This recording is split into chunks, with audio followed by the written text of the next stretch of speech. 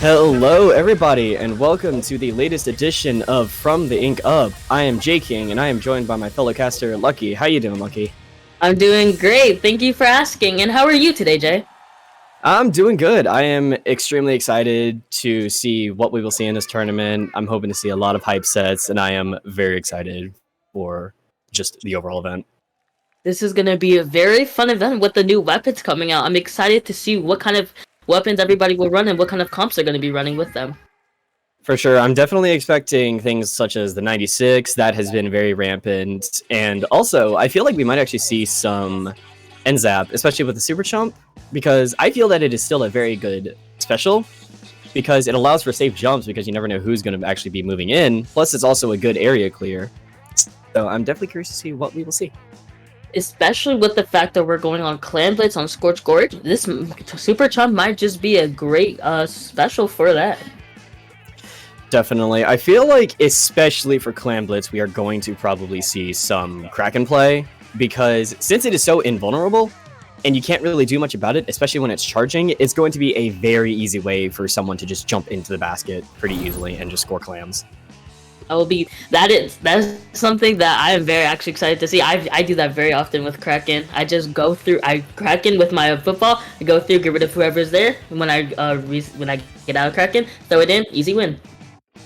Oh, for sure. I haven't used too much Kraken. I primarily play a lot of aggressive weapons, like the splatter shots, primarily. So, but we do tend to use Kraken, I apologize, on our comps a lot, and it definitely does help. I feel like it's also going to be useful on modes like Tower, because since you can just hold the charge and prevent yourself from really being moved, it's going to be such a good way to just get those points, especially if you're down at a deficit. I completely agree. I think that one of the best weapons that we could see here might just be the new Clash Blaster with Super Jump. It's a great weapon. You can clear out a lot of spaces, and you also have Super Jump to make sure that you can have enough ink on the floor. For sure. Clash Blaster in this is definitely very interesting, because although it has a very wide hitbox, it is also very short range, but especially for modes like Tower, I'm kind of expecting at least some of it, but I am not too sure, so I'm just very curious what we will see for that. When we do get to the tower control map, we will very expected to see some Kraken. If you know, Kraken is very good on tower, mostly because you can just go. You can Kraken on the tower and they cannot get you off unless they shoot you or if they ink strike you off the tower.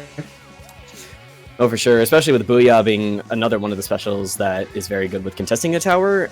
It's going to be something that I will expect to see. And I'm wondering, especially from the teams that we have now, we have IRS going against Undertime, I believe. It is going to be very interesting what we will see. I'm hoping to see at least one Super Chump and at least one Kraken. That would probably be the best two to see on here. I definitely expect a Kraken as well. I'm also obviously expecting a Crab. Crab, we know, is extremely dominant in this meta. I'm expecting at least one to come out, but who knows? We see all different types of comps. Who knows what we could see in this. This is going to be a very exciting match. Clan Blitz is probably one of my favorite modes for how easy it is, to me personally, how easy it is to play Clan Blitz. So I wonder if we're going to get a knockout straight away or if this is going to be a long game. As much as I do like seeing a lot of quick knockouts, at the same time, I like seeing how teams play back and forth with each other and how they will do, especially on our map that we're going to, which is Scorch Gorge Clan Blitz. What are your overall thoughts on this one?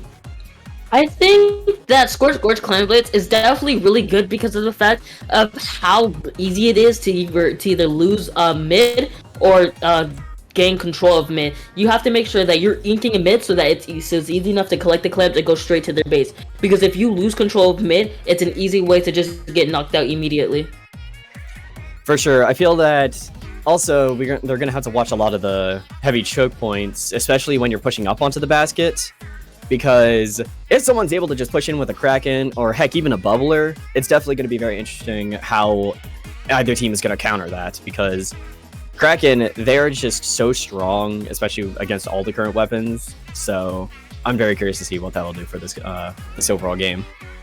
Scorch Gorge is definitely one of those maps where if you lose mid, it's kind of game over. Unlike Mahi Mahi, where you can still try to fight back from them throwing clams in your basket. As soon as they break open your basket, it's done for until it closes again, or they knock you out. Definitely. I feel like something else we might see, despite how fast-paced and aggressive this game is, I'm hoping to see some backline play, especially on Scorch Gorge, because I don't fully remember off the top of my head, but if I remember correctly, I believe Scorch Gorge Clam Blitz actually does have the big pillar in the middle. So I feel that if someone is running things like a heavy, they will be able to easily control just anything that the enemy team is doing, and just have so many easy ways to just lock them out and make sure that they don't get on any flank routes or choke points. I completely agree. There's a lot of great weapons that can just do amazing on Scorch Gorge, no matter what the mode is. As an example, if you have a sniper at Scorch Gorge, it's kind of dunzos. Oh, for sure. I'm definitely expecting if they do have a charger, they're going to be posted up. And as we see Rem pulling out the Zekafin. And I'm very curious to see what we'll do. And we see a Hydra come out as well. So I'm expecting both of those to fight immediately from mid and just try and take that top point. These are great backlines for a map like Scorch Gorge. We also see that they have a Super Chomp and a Stamper, and also a Splash, which as we know, Splash is definitely meta right now in the game. Which also having Super Chomp, this could be perfect to just go straight in and, you know, keep control of that mid. Oh, for sure. Despite Splash being a very aggressive weapon, just like the Hydra, if you're able to post it up onto a lot of heavy points that allow for so much coverage, they can just easily lock out the team. And as we see here on the side of Undertime, one gets taken out, unfortunately, by Rem on that charger. Very good shot from them. They are already trying to take back the point and just get into mid, and we already see one go down again. They're just trying to make a push here. We see the shot get taken down, and we see the hammer already coming out from Undertime. Very good splat coming out from Inspector, and they are just trying to make a push. Each side already has a big stalemate. Undertime is doing a great job of making sure that they cannot push into their base, especially with that T-Tech on their team. If that T-Tech could just get inside of their base, then they might just have to struggle a little bit.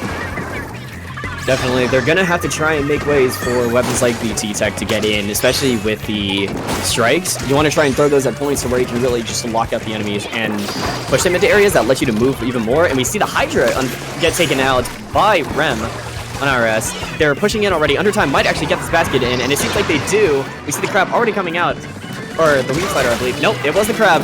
Unfortunately, the Crab is able to get taken out. They do have it down to a 77 lead, but as the jump in comes in, they are unfortunately being stopped, and they are just pushing back now. Very good stop from IRS there. We see that IRS did amazing job of making sure that they can't throw in any more claims than they already have. We see that the Slosher was being very aggressive and on that flank so that they can get rid of everybody who wasn't paying attention behind them.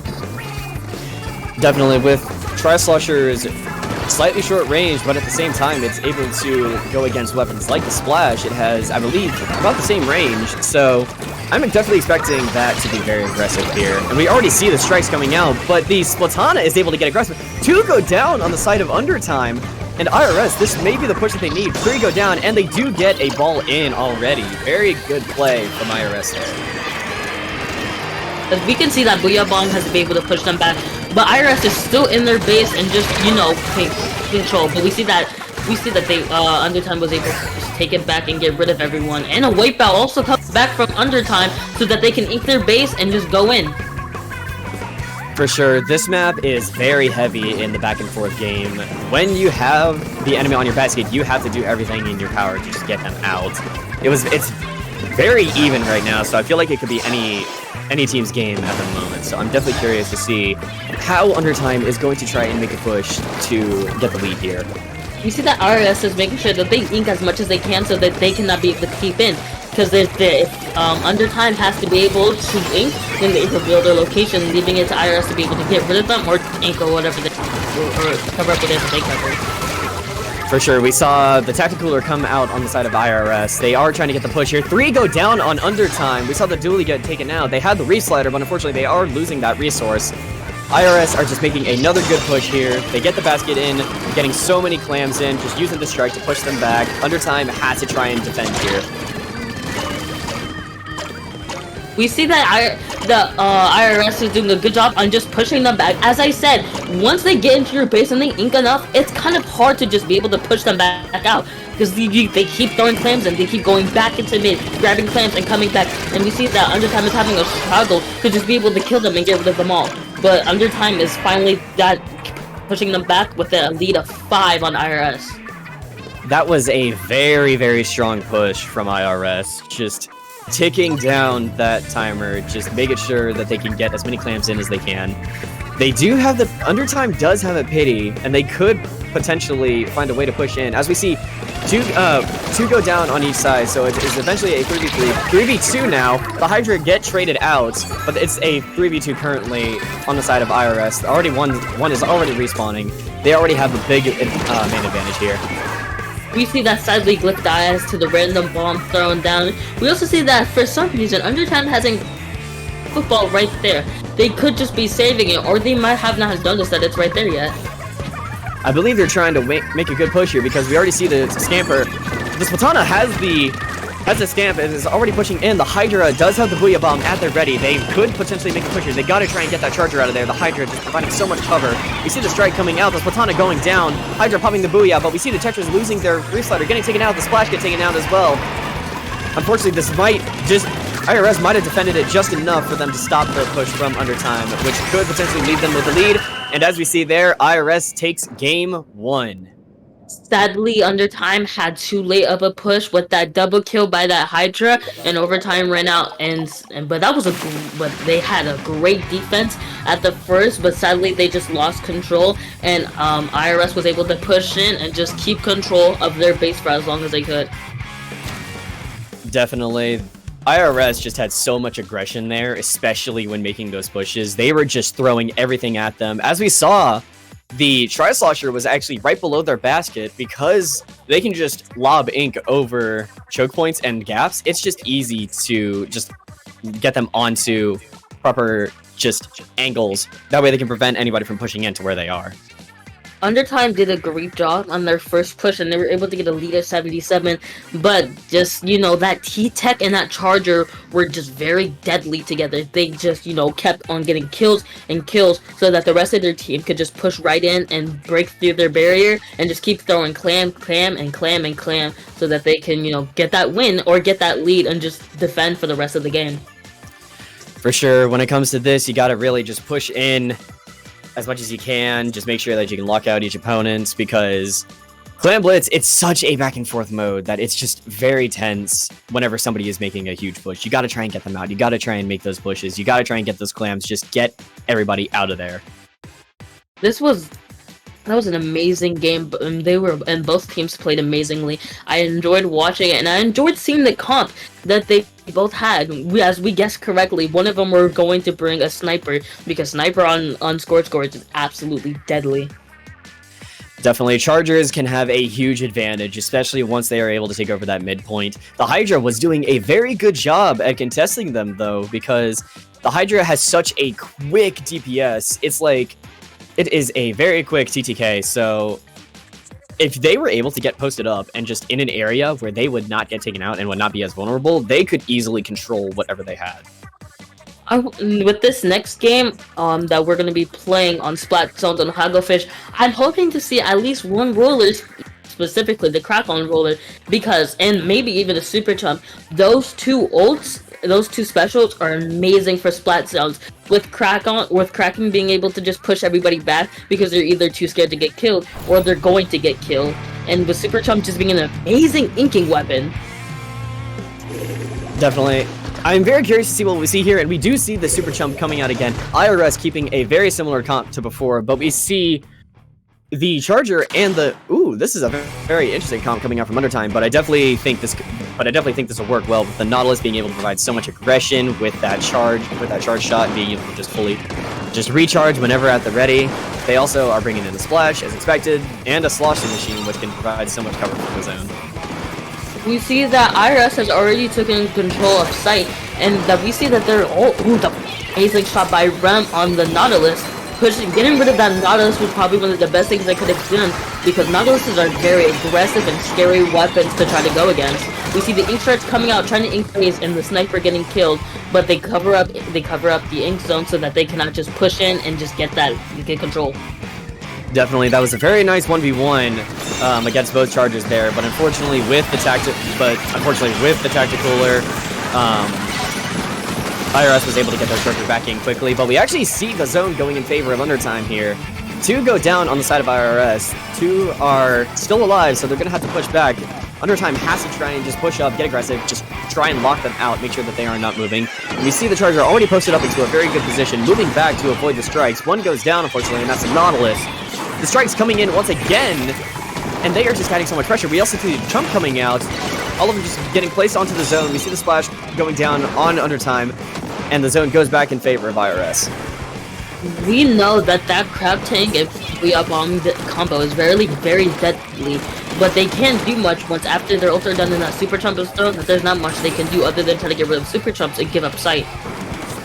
Definitely. Well, Super Chump may be a very weak special in that you can destroy the little guys so easily. At the same time, it's meant to allow your team to just easily jump in and move in quickly. So at the same time, we're definitely going to have to see how they're able to counter that. And we see 3 go down on Undertime with 2 going down on IRS. IRS is still in control of the zone. They're just taking down that penalty. They lost it for just a second there, ending onto the penalty, but we see 4 respawning on the side of Undertime. So I'm definitely very curious about how Undertime is going to just push in here. IRS has a great comp right now, especially with that NZAP, because NZAP is a very fast inking weapon, plus with Super Chump making sure that you can just give up sight or you get a lot of sight. So you having this Ink Strike and Super Chump and a Sniper just is really good for maps like Hagglefish. Definitely, we already see the Tri-Slasher just trying to get on the left flank. They are going to get pincered by both the Nautilus and the Machine, just adding so much aggression. So well, we see the Charger already posted up on the side of IRS, is able to get the Machine down. Very good kill coming in from Rem. They do take their zone back, and Undertime was just 4 ticks away from getting the zone in their lead, but it's not out yet. They still have 2 minutes left to go, so they can easily make the push here again. Rem is a very great sniper. We've seen a lot of great snipes coming out from Rem and a lot of great shots, but there's not much you can do when there's a crab tank just right after you, aiming specifically only for you. Definitely, when you have a crab tank aiming specifically for you, you're going to have to do whatever you can to just get out of there, because if you're not, it is going to take you out in a flash. And as we saw there, the Machine is already popping the Booyah. They were able to just get the Zap out of there. I believe the Zap jumped out. And we see the Booyah coming in, damaging Rem, and IRS actually loses the lead here. But we see all the specials coming out. We see both strikes. We see the Super Chump coming in. IRS is going to have to do something to just get this lead back and just get Undertime on a penalty. You see that they are absolutely trying their darndest to make sure that they can just get that side back and maybe even get lead back, or at least go into overtime.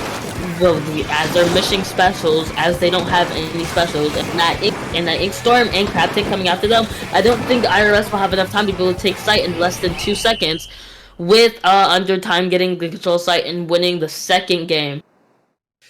Very good play from Undertime there. They played that so well, just adding so much aggression, just making sure that they don't give them any room to breathe. You have to try and lock them out, especially on zone. That is a mode where it's easy to come back. And luckily, we do see a Game 3 in our very first set, and I am very excited for this one, as it's going to TC Inkblot. I'm hoping to see Kraken on TC. It's going to be very fun to see which team decides to think, it would be a great idea to play on tower control, Kraken. Because, if you have Kraken on tower, there's actually, nothing you can do about it. Especially if there's double Kraken on tower. You can never get on tower or push them off. For sure. When the Kraken is on tower, you're going to have to do what you can to try and push them off, if you can, because they can just hold that charge, stay on tower, and just do whatever they can to just hold the point. I believe that's also going to come in clutch, especially when you're going into the checkpoints, because if you're able to just lock out the checkpoints and get through those as quickly as possible, you're going to be very well set for the rest of the game. I feel like tower control on Inkblock or our Academy is definitely not one of my favorites. I personally am not a very big fan of Inkblot. I was kind of hoping that they would get rid of it from Big Run, but we sadly did really good on Big Run. But tower control is a very fun mode to play on, so maybe this could be a game winning for TC or for Undertime or IRS. Definitely. I feel like just as we saw in the first CB match, I definitely think we're going to see quite a bit of stalemate here. I'm definitely curious to see how exactly each team is going to play this. I wonder if we'll see any comp changes. We saw IRS still running with the same comp because if it ain't broke, don't fix it. It worked for them, so they're going to keep it. But I'm definitely curious to see what they might change up for this upcoming match. Definitely the comp that they were running were good for the last two modes, but for this, I'm not sure if it will be so helpful. Just because tower control, you're moving consistently, so a sniper may be helpful, but not as helpful as it would be like on Clan Blitz or on Splat Zones. Definitely, I'm not fully sure. I believe it probably would be more helpful on Splat Zones. I feel like going into this, I'm wondering if we might see another Tri-Slosher again, like the new VOD that they've been running. That has been doing very well, especially with the Tacticooler being able to provide easy respawns. And especially for tower control, you're going to have to try and stay alive as much as possible to push that tower. So having the respawn advantage and the man advantage is going to be something that both teams are going to have to try and take advantage of here. I completely agree. So I think if they at least run one Tacticooler, it could be also very good for if they run a Kraken too, because Krakens can do a lot more damage if they have a Tacticooler on. For sure, and here we are getting into our final game of the set, IRS versus Undertime. We're definitely curious to see how this is going to go, and we see a double crab coming out from Undertime with that dually and splash, and we also actually see an E-leader coming out from IRS. This is going to be very, very interesting, especially with that double crab comp. This is going to be actually very fun to watch, because of that double crab comp is very deadly for a mode like tower control. Because you know, if you're cat crab on top of tower control, they have to sneak up behind you. But if double and just one's protecting the other one, that's really bad for the other team. Definitely, having that double crab is definitely going to allow for a lot of pushes. But with them actually having a big bubbler from that junior, they're going to have to do what they can to just shred that and get that out of there because they have easy protection. We see 2 go down on the side of IRS, 1 go down, 3 go down. And already, Undertime is just making aggression, just trying to control mid, just pushing back. They are just doing what they can. Very good bomb escape from Glyph there, just making sure to not stay taken out. They're trying to keep that crab. They have to make a push. We see the crab coming out, 1 already on right stack. We see the bombs behind them, though. I believe that's the T-Tech. Very good pushing from the T-Tech. They're trying to just take out the crab. Alexis is able to get away, luckily. Get 1. Is he able to get... Are they able to get 2? No, unfortunately they are not. The sloshing machine staying alive. The sloshing machine getting 2 there. Will we see the triple come out? Unfortunately, no. Both sloshing machines playing very good there. The leader on Ren makes a lot of sense for the fact that Wavebreaker on tower control is very good. Because, you know, with you having to jump up over it, and also because of the fact that it will mark you, and even damage you if you're just trying to camp on tower out of sight, out of mind. Definitely. Along with Wavebreaker, also, since it provides so much info, especially when they're trying to make a push, putting it in areas like the tower or even on a potential drop area, you can just find so much information around you. That way you can know if it's safe to make a push. And we already see IRS losing 2, but 1 is respawning. The T-Tech is currently down. They are about to respawn. We see the Wavebreaker coming out. 2 go down on the side of IRS. 1 respawning. 1 go down on Undertime. 2 go down on IRS. Undertime, this could be the push that they need. They have both crabs up. We see the sloshing machine go down. Both crabs are at the ready, so I'm curious to see what they will do for this. We see that even though IRS isn't on tower, they still have an amazing lead of 56. So if Undertime wants to be able to get that comeback and get that win, they're going to have to try to fight against that E-leader and that slosher and bubbler even to just make sure that they can stay on tower for as long as they can to get past that 56 mark. Definitely, they're going to have to try and push past that 56 marks. They were already so close to the tower. Are we going to see Tax Fraud here? Able to get the pick? They are. Very good pick from them. 2 go down on Undertime. IRS can take the tower here very easily. They have the Booyah and the Wavebreaker ready, and they also have the Big Bubbler, so I'm expecting the Big Bubbler to come out soon, and it already is. Booyah going in. Tax Fraud is playing so good with that machine, just adding so much pressure, but we see 2 go down on IRS. 3 go down. Undertime is making a good push here, and unfortunately, Panda is caught out by Undertime. Undertime has to make a push here.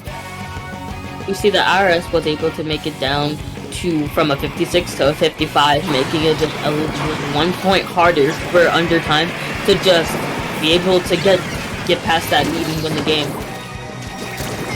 Definitely, they're gonna have to get past that lead. We see a good snipe coming out from Rem, but we see one coming out, but we see one going down on IRS. It was the T-Sack. Rem is just posted up on those sniping areas, but Undertime does have control of the tower. I'm wondering if we will see a crab. We do see a crab coming out on the side of right flank. I mean, right stack. My apologies. They're just trying to control the point, but to go down on Undertime, they're gonna have to try and charge specials or regroup and just get back to what they were doing. We see the strike already coming out from Undertime, trying to push Rem off of that point and just let them push in easily. We see that this sloshing machine on Team IRS is very good on just hitting those directs and getting those kills. Also using their fizzy bomb to their advantage with a great kill on Glitchy to just, you know, get rid of that other sloshing, because, you know, there can only be one sloshing machine in the game. Definitely, you gotta try and come out on top on those ones. On both sides are doing very good. Undertime has 3 specials. We see the Booyah coming out, we see the Crab coming out. They also have another Crab. This could potentially be the push that they need. We see the Bubbler already ready on IRS, but they don't really have any specials that are able to push them off. Other than the Charger, the Slushing Machine is trying to push the Charger back. The Crab getting taken out, the T-Tag getting taken out. They're gonna have to do what they can to just push in. And we see that Undertime is they were so close to taking lead back. They were off just by a little bit, but sadly that IRS was able to, you know, play together and take back tower so that they could just get past their lead. And we see that IRS might just be able to take this win if they get Undertime off the tower, and they win with a wipeout to finish it off. Very good play from both teams. Both teams were just playing so aggressive, but ultimately IRS comes out with a clean win. Very good play from both sides, and congrats to IRS for winning this first set. It was a very great match to watch, and I love seeing the comp coming from IRS, and they're great looking clothes too. Amazing. Definitely. I mean, what's the point in playing if you ain't got something to rock as well? Gotta make yourself known in some way. One of my favorite things of just watching other people play are seeing their very special, like, you know, tags or their name cards or even just what they're wearing. It's fun to see how creative everybody can be when it comes to just a game like Splatoon 3 where you're just fighting at other people. Definitely. I think that's one of the things that makes Splatoon so special is that despite how many fights you get in, you can always know that you're gonna, like, you can choose to look goofy, but you can also choose to look a certain way where people can recognize who you are. It's also a great way to just, you know, see other people, you know, just, it's really great to see. But we are going to be going on to a break now, so get your hands off that controller, and we'll see you soon.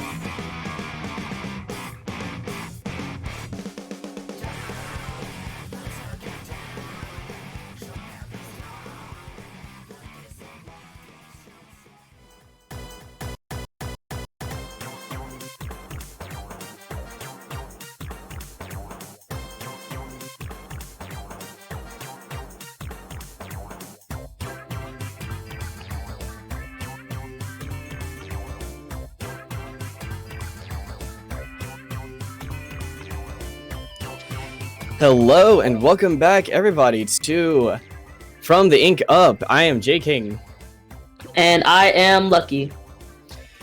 and as we saw last game, that was a very close set between IRS and Undertime. Very good playing from both of them. I'm very curious to see what we will see in this upcoming round, especially with the maps. We start out with Rainmaker on Eeltail, Clam Blitz onto Brinewater, and then as our last map, we have Splat Zones on Museum. I am very excited because Brownwater Springs, I never really liked it as much, but mostly because it feels really short and very small to me. But E-Tail is a very fun map, and I like playing on it a lot. Definitely. I feel like Eeltail, especially on Rainmaker, we're going to see a lot of variation with how someone is going to play. I'm definitely expecting someone to just immediately lock up onto the top bridge areas, just grab the Rainmaker, just make sure that the enemy team isn't able to push in. And Brinewater, I'm definitely curious because Clam Blitz, I feel, is one of the more open areas for people to play in. So I'm definitely curious to see how each team is going to approach that. But we will get to that when we get there. What are your thoughts on Eeltail Rainmaker? E-Tail Rainmaker, I have never been a fan of Rainmaker ever since 3. But I don't know. I've never won my Rainmaker games, especially on E-Tail at least, so I'm not, very hyped. But I'm very hyped to see like the teams and how they're gonna play. But for this map and this mode, I'm not that excited for that. No, that's completely understandable. But I'm definitely curious to see what we will see here from this. I definitely am wondering if we will see a lot of backline weapons, like we saw in the previous set where we saw things like the Hydra, the E-Leaders. I'm definitely curious to see if we will see any of those, or they would probably go for more aggressive counts because Rainmaker is so mobile compared to other modes. I completely agree with you, and I am very excited for, Silly Little Squids versus Yippee, which are amazing team names if I have to say so. Definitely. I'm very curious to see how each team plays. I love these names. This is a very, very fun set to commentate. And we should be starting any minute now, so hang tight and get ready. Definitely. I'm very curious though, when it comes to the map that we're going to, what weapons do you kind of expect? I know we talked a lot about Kraken, especially with maps like modes like Clam Blitz, but what do you think we're going to expect from the Rainmaker? I feel like we might see some tacticaler just to keep it up, but I'm not fully sure. I think an Ink Strike and Booyah Bomb might be expected, mostly because they're just great for popping that bubble without, accidentally almost dying, or being, getting flanked behind by somebody else. Definitely, I feel like those are going to be good, especially for popping and controlling turf. Booyah Bomb, I definitely expect to see, especially when they're trying to make a push, just allowing an easy path for the Rainmaker, but I'm very curious to see if they will bring out a Booyah. If they do, I kind of expect it on something like the sloshing machine like we saw last set, so I'm definitely very excited to see what we will see from this one. There are a lot of great weapons with kits like Ink Strike and Booyah Bomb. My favorite has to definitely be will definitely just be Slosher. I think I enjoy Slosher a lot. And we are going into the game with great looking weapons like E-Leader and Rapid Blaster and Range Blaster and Wiper. Definitely, I'm very curious to see how this is going to work. Silly Little Squids is coming out with a very aggressive, but also a comp that allows for easy pops, especially with that Splatana being able to just absolutely shred the Rainmaker shield. But they're bringing out a more aggressive backline in the Siege Jet, which I am always excited to see. And we see the Splatana actually getting on the flank, trying to take out the Rapid Blaster. Unfortunately, not able to get the pick, but they are still being so aggressive. The splash goes down already on the side of Yippee. Are they going to be able to get the flank? They are, and the E-Leader and the T-Tech. The E-Leader is the last one, already pushing back, and the Splatana is just adding so much pressure, just trying to distract, just trying to give way for their team to push in. We already see the Scamp coming out, so they are just trying to stay aggressive here. This E-Leader is trying to run for his life while this Stamper is being very aggressive, doing his job, and we see that Silly Little Squids almost got that point, but they were just off by a little bit. And Yippee is already trying to pop that bubble, and we see that the Rapid Blaster and T-Tech are just trying to keep away all these frontliners, trying to make sure that they're safe, and the E-Leader can just, grab it. But we see that the Wiper was able to go on a flank and kill the Rainmaker. Definitely, with that Splatana, especially if they're running Ninja Squid, you've got to watch your flanks. They are going to be able to flank you and just take you out so easily. We see the Splash-O-Matic getting a good splat on the Splatana. They are just doing what they can to try and grab this Rainmaker. Although some of those squids did not break the checkpoint, at the same time they have a very good lead, so Yippee is going to have to break the checkpoint here in order to really just try and get an advantage. We already see the Splatana just getting aggressive. Unfortunately, is able to get picked. The Crab already coming out from Yippee. They're just trying to push him back. Two already on the bridge. They're just trying to target it and just trying to get this push started here. We see that Crab and Inkstruck was able to do something and push them back, giving them some space so that they can, just work together and grab that Rainmaker. And we see that the Wiper is getting ready to just start in flank and just, trying to find his way to come in. And we see that was a wipeout from Silly Little Squids getting control of the Rainmaker. That Wiper having it right now. For sure, that was a very good push from. That was a very good stop from Silly Little Squids. They are going to be able to not break the checkpoint. Very good stop on the side of Yippee. Two already going down on Silly Little Squids. Both the Splatana and the range, but they still have two very good painting weapons up. So they're still trying to keep control of mid. But with the Rainmaker and how much paint power that Yippee has, they're gonna have to do their best. We see that I think that is the E-Leader right now has control over the Rainmaker. He is pushing his way in, and he breaks the checkpoint without any of them even noticing. And we see that the Wiper goes down, and Silly Little Squids get the wipeout, but they sadly couldn't get the checkpoint. And we see that now they are having the Rainmaker trying to just, push their way in. This can definitely be a huge turning point for this match here, especially after Yippee has broken that checkpoint. Silly Little Squids has to do what they can to just get past that checkpoint, but also immediately grab it. We see the Splatana getting aggressive, able to get two down. Unfortunately, the Splatana goes down. Three are up still, but the E-Leader from Yippee is able to get somebody down. 2v2 on each side.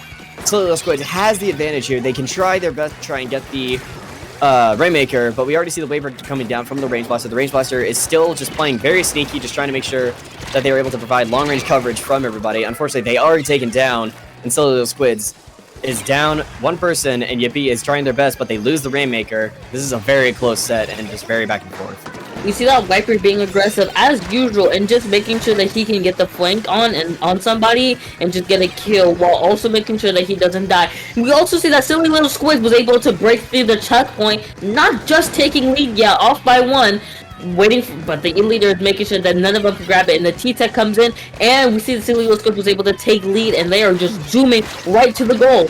And that's a wipeout from Silly Little Squids. Insane wipeout. Very well play from Silly Little Squids. That was a very good match. We saw at the end there the T-Tech was doing their best to get the Rainmaker, but unfortunately was picked off by two members of Silly Little Squids, just allowing for easy push for the Rainmaker, leading to the knockout. That was a great That was a great game to watch, and I thoroughly enjoyed myself.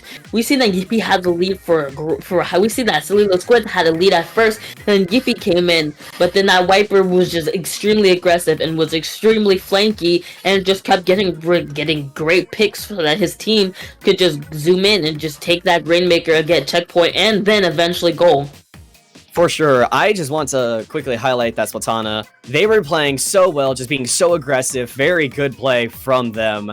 I love seeing just Splatana play in general. It's so much fun, especially in either Stamper or Wiper. I love seeing both. So seeing one come out and just play so well, play so aggressive, I absolutely love it. It was great to watch. We also seen that E-Leader was doing a great job on just making sure that they hold the Rainmaker and they push in as far as they can without also trying to be too aggressive and always trying to get killed with the Rainmaker as well. Definitely. As much as the Rainmaker can easily get splats, but at the same time, you got to try and provide cover fire for the Rainmaker so they can push in and get those splats at the critical moments. But at the same time, both teams did play very well in trying their best to defend the Rainmaker. So both teams played incredibly well there. And I believe that the momentum is heavily on Silly Little Squid's side. So I'm curious to see what they will do on Clamblitz Brine Water. I am hoping to see some snipers, maybe even an Explosion would be a great thing to come from either team, because Explosion is great for just getting people who are hiding behind walls. Very great long-range weapon. Definitely, Explo is a weapon that is very strong, but I do not see too much of. And Explo, especially on a map like Brine Water, it has such a wide reach that you can sit on certain areas like a sniper would, but also be able to just cover so much more ground and even just allow for more pushes for your team. So I'm definitely curious to see what we'll see here as we get into game number 2. We see that Yippee seems to have an E-Leader, Wiper, and T-Tech. Or, yeah, and then, wait, sorry. Yippee seems to have, an Explosion, which was, very shocking. Wait, no, I'm sorry, I'm getting the team mixed up. No, you're fine, you're fine. Sorry, we see Silly Little Squids has an Explosion.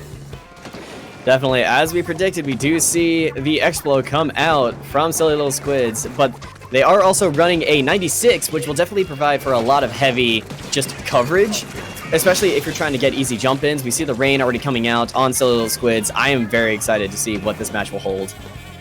We said that the Crab Tank did end up coming out and was able to create some room, but the Kraken is just coming in and making sure that they can create some room, but they sadly didn't have football, so it was a little bit harder. And they also get a kill, but sadly also die in the process.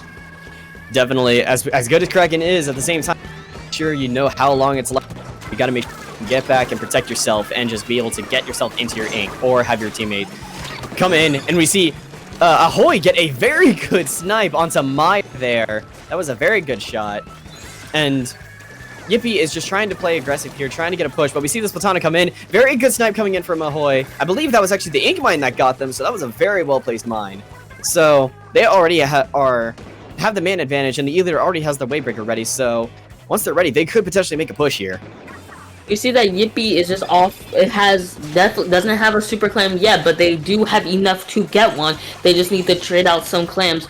We also see that Silly Little Squids don't have enough just yet for a clam, and we see that Yippee gets a Stamper kill, and we also hear a Kraken that came out, but it doesn't seem to be going for the Wiper. Definitely, I believe they're just trying to place. I believe they're just trying to try and block it out, because as aggressive as the Wiper is, you also got to make sure that you don't let them get a clam. Wiper is playing so aggressive, just so good. They are able to get this power clam and get the basket, just breaking it. Are they going to be able to throw clams? Well, we see 2 go down on Yippee. Unfortunately, they're not able to throw any in. 2 already in mid, but they already are at a unfortunate disadvantage with 3 up on Silly Little Squids with 1 respawning. Very good stop from Silly Little Squids. They can make an easy push here with Yippee so scattered right now. We see that Yippee seems to not just be too aggressive, and now they're trying to just mid, and so that they have enough so that if they do want to make another push, they have enough space to be able to do that. Definitely. This map is one especially where as long as you control mid and you are able to get those aggressive spots, you can easily push in. We see the Crab coming out from Stell on Yippee. We see the Stamper coming out, but also unfortunately getting taken down. Taken out before it can actually be popped, or I believe that was at the end of the pop. So, unfortunately, Silly Little Squids loses the Kraken advantage. Yippee is just playing so aggressive, just making sure. But we see the Stamper coming out again on the side of Silly Little Squids. Very good pop there from them.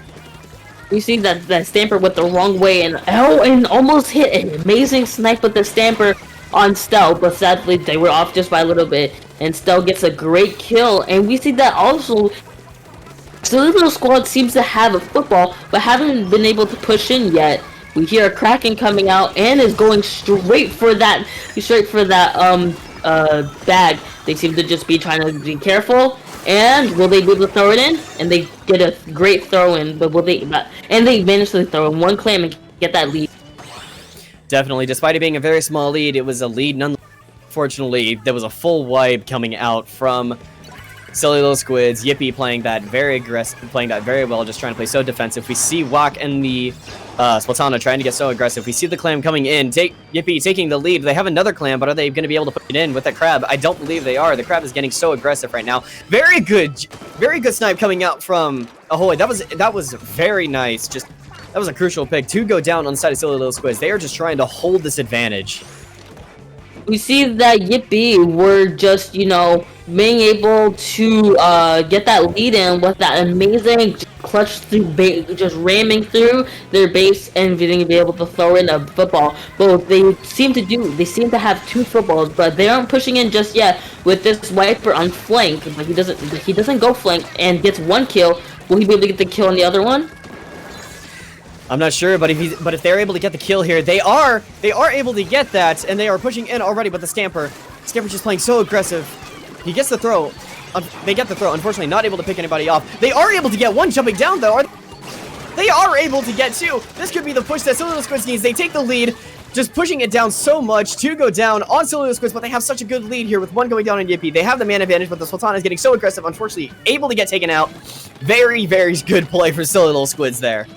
We see that one of the members of Silly Little Squids jumps back so that they can protect their base, and with the last 1 second in overtime, will Yippee be able to just throw in that football and get that winning lead? We see the Wave Breaker come out to maybe try to push them back with only a couple of seconds left on overtime. It seems like Yippee is pushing in.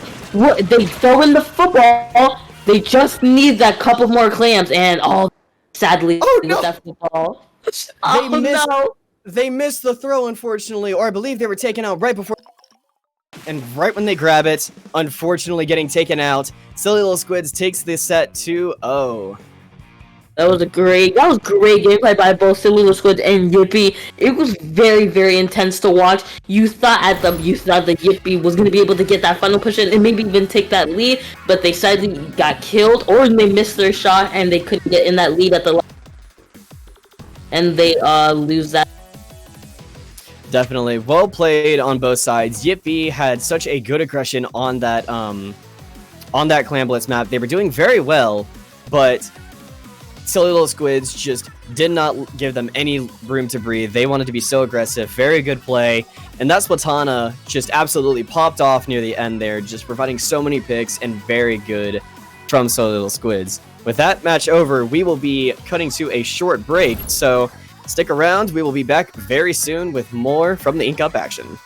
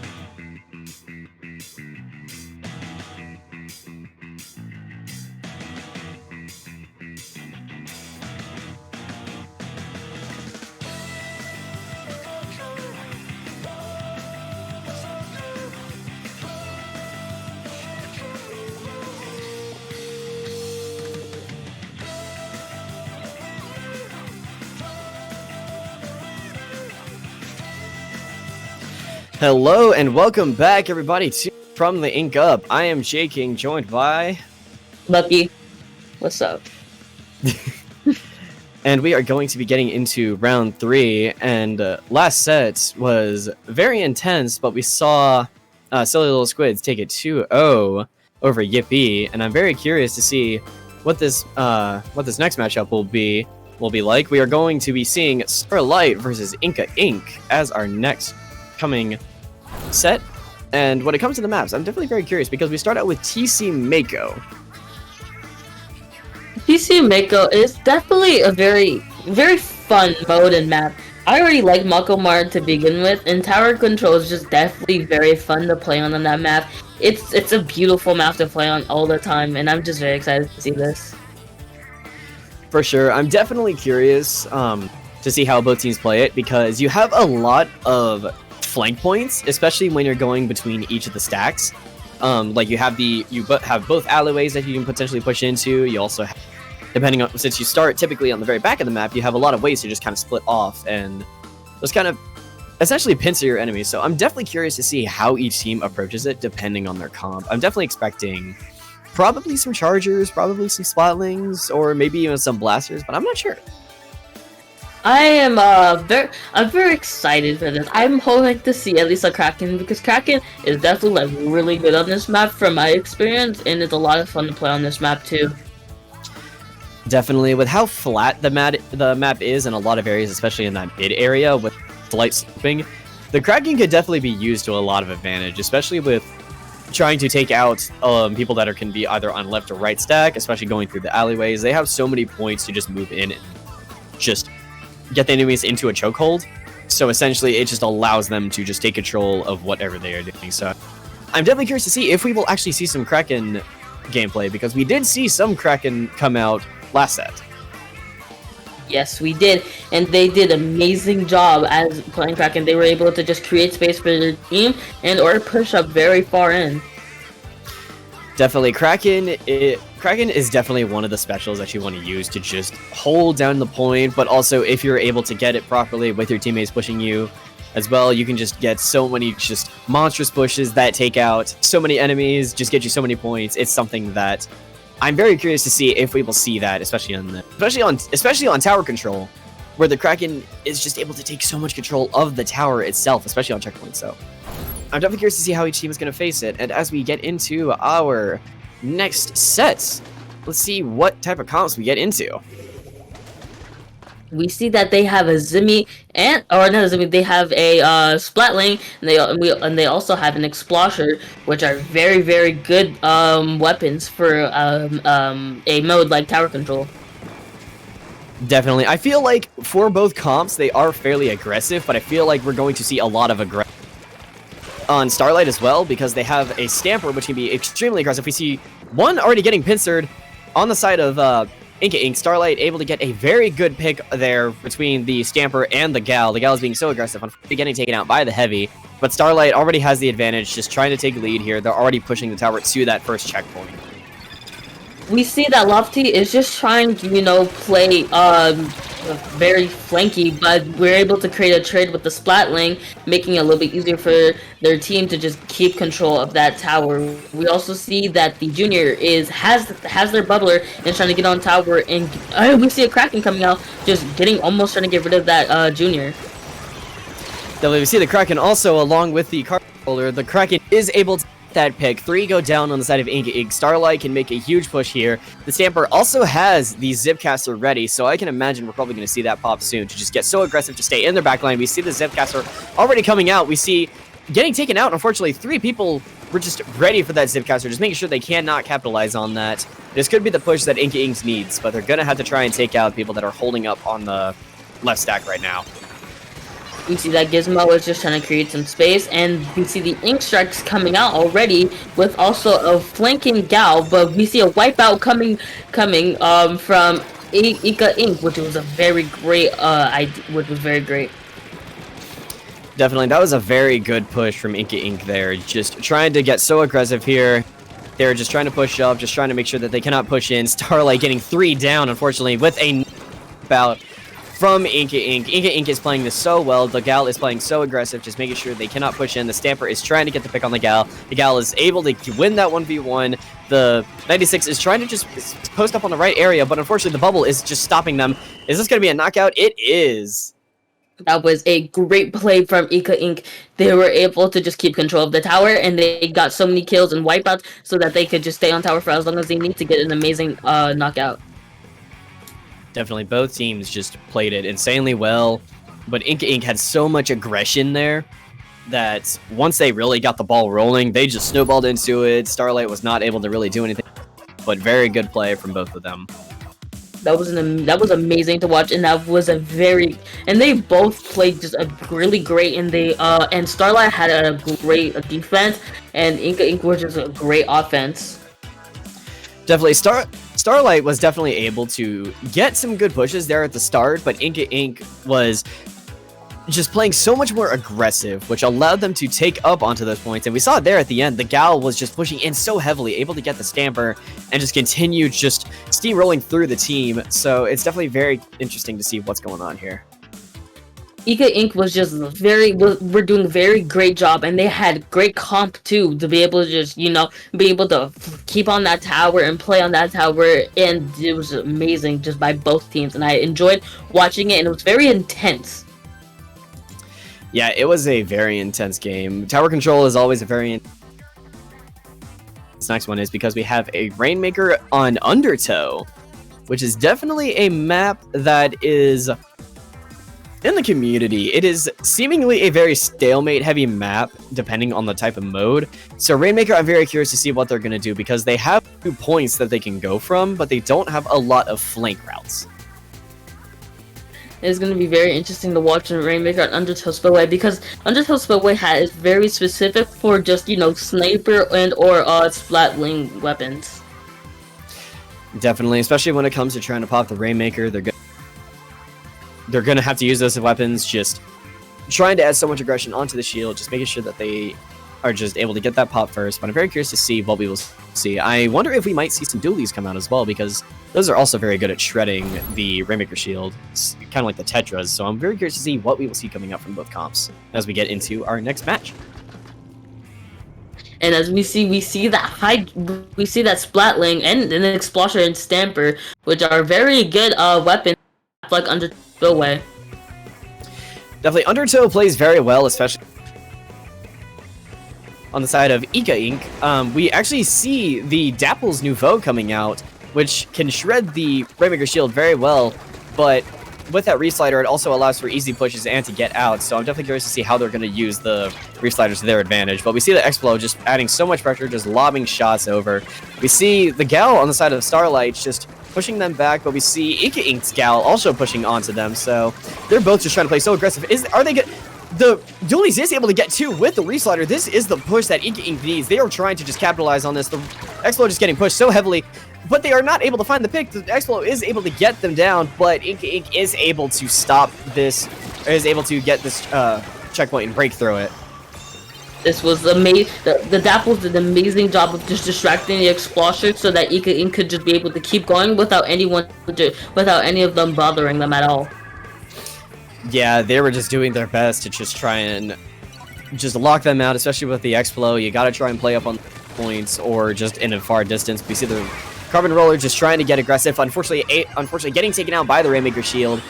2 down on the side of Starlight. Oh, that is a full wipe on Starlight. Ika Inc. has a huge opportunity here. That was great by Ika Inc. and they were in there. They still have control over the Rainmaker. With the Splatling, just move very slow. Kraken coming out, going straight for the Rainmaker.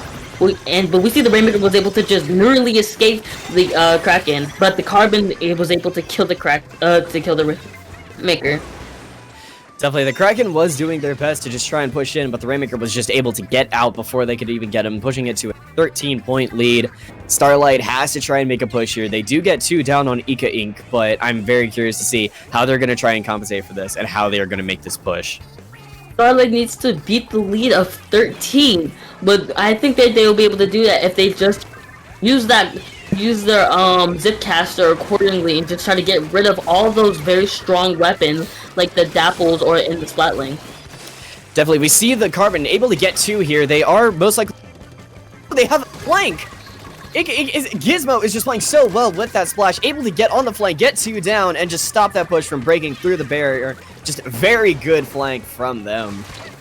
That was a great play. That was a great flank by Gizmo. He was able to, or they were able to get 3 kills or 2 kills off to make sure that Starlight's push just ends quickly before they could get to that checkpoint.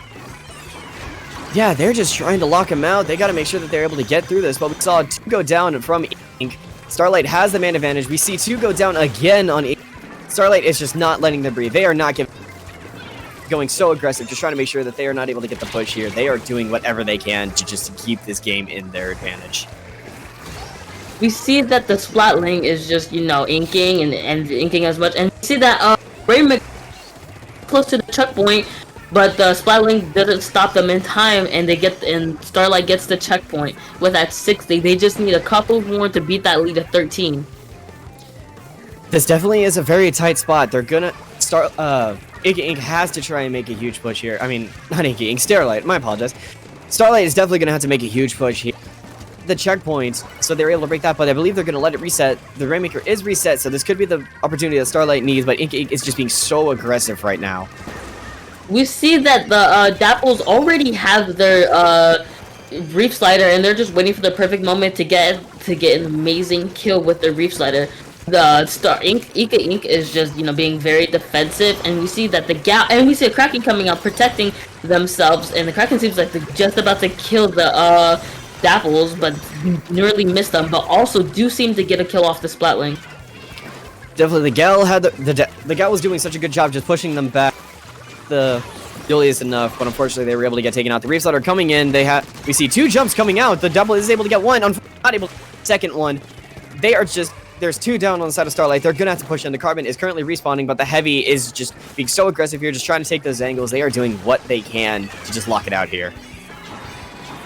We see the Ink Sharks coming out to just stop them from their push, because this could be the push that makes a game changer. Ink only has to just keep defending the Rainmaker like they have been doing, and we see also Try Ink Strike, or not Ink Strike, Trazuka coming out and, you know, trying to get rid of them with the Gal also coming out on the flank. Definitely, the Gal is just trying to get on that flank, but we see Starlight trying to get the advantage here, but everybody's being so aggressive. Unfortunately, they are able to get taken out. Inka Ink takes the set 2-0 against Starlight. Very well played from both teams, but Inka Ink just locked them out, making sure that they are not able to push in. That was a great play by both teams, and we see that Ika Ink was just were being very, very aggressive and very, very defensive, so that nobody can just take the Rainmaker after the amazing lead that they created. Definitely, they had such a huge lead, and while they did break the checkpoint, unfortunately, it wasn't enough to get the push going. That flank from Gizmo, I feel, kind of sealed up the game there. They were able to get 2 right as they get that checkpoint, and they were able to just prevent that from really going anywhere. I definitely enjoyed watching this game. It was very, very fun to watch, and we see that Ink Ink was just a very, very great team, and they had an amazing comp, and they knew how to work together amazingly. Definitely, they worked very well together. Each player was just so aggressive there, playing their role how they need. I very much enjoyed that set. Starlight, I'm very curious to see how they're going to come back from this. I believe that they will do well, so I'm very curious to see what each team will do here. Alright, and with that being said, we will go ahead and go to another break while we get the next match set up, and make sure you guys stay tuned for more from the Ink Up action.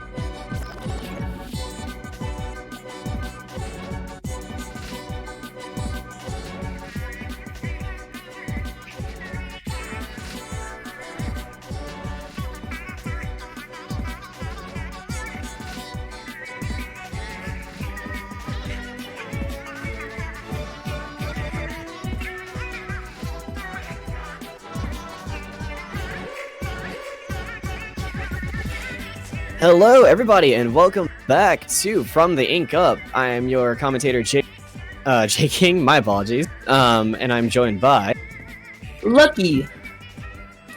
And we are going to be getting into our set, which starts off top 16 in the gold brackets. And I am very curious about this because we are going to be seeing Elegant Ruby versus Riptide. This is going to be very exciting. I do recognize one of these people on this team. I'm not gonna say who, but I'm very excited. Yeah, I'm definitely very excited. Especially we have Splat Zones on Flounder. Flounder is definitely a map that people are very happy to see come back in Splatoon 3, and I can see why. People loved that map in 1. And Splat Zones is definitely one of the more interesting modes with it, so I'm definitely curious to see how each team is going to approach this. I personally am not a big fan of Flounder Heights. I never really liked it from 1 going on to 3. But Splat Zone, I don't know, Splat Zones on this map always feel so clunky to me. Splat Zones definitely is one of those modes, especially on Flounder, that just feels because of the 2 split up zones. But at the same time, if you're able to get a good comp going, then I feel like you can definitely do like a lot with it. But I'm very curious to see what we will have out. I'm definitely expecting probably something like a heavy or some sort of splatling. But I'm curious to see what other weapons we might see. Like, heck, I'd probably bet to even see like a sloshing machine. A super, an end zap on this map would be pretty actually funny to see. Yeah, NZAP would honestly be very funny to see. So I'm curious to see what it's going to be like. Alright, so as we get into our match, I believe we saw a Splatana coming out on the side of Elegant Ruby. Yes, we do. Actually, no, that is Riptide. And then on Elegant Ruby, we see the Nozzle. We see the L3 along with a Dapple Dually, which is a very interesting comp. You don't see a lot of L3. You really don't. I haven't seen many LVs in my game a lot, and it's very exciting to see an LV being played in a tournament, which is actually like really exciting to see sometimes. Definitely, L3 is definitely a weapon that has like that can be used well, but when it goes up against something like a Splash, it's definitely a little outclassed. But I still think it's a fairly good weapon. Already we see Riptide just taking control of the zone, not letting Elegant push in at all. We see the Splash going down on Elegant Ruby. The Brush go down. They don't really have much to push here. They are just taking so much control with the Splatana getting very aggressive. Same with the shot. They are able to get a trade, just making it a 3v3 situation, 2v3 situation. So Elegant get in, but 2 go down on Elegant Ruby. And we're just trying to see them push back in, but I'm not sure if they're going to be able to with how aggressive Riptide is. We see that this Wiper is playing a very aggressive Shark, and wow, that was a quick wipe knockout from Riptide. They played amazingly against. Definitely, they played insanely aggressive there. They were making sure that they had those points locked down, and just making sure that Elegant Ruby had absolutely no room to even push in. So very well played on Riptide's part. And can I say that backflip action emote from Obscure is a really great emote to have when you can win a knockout against another team.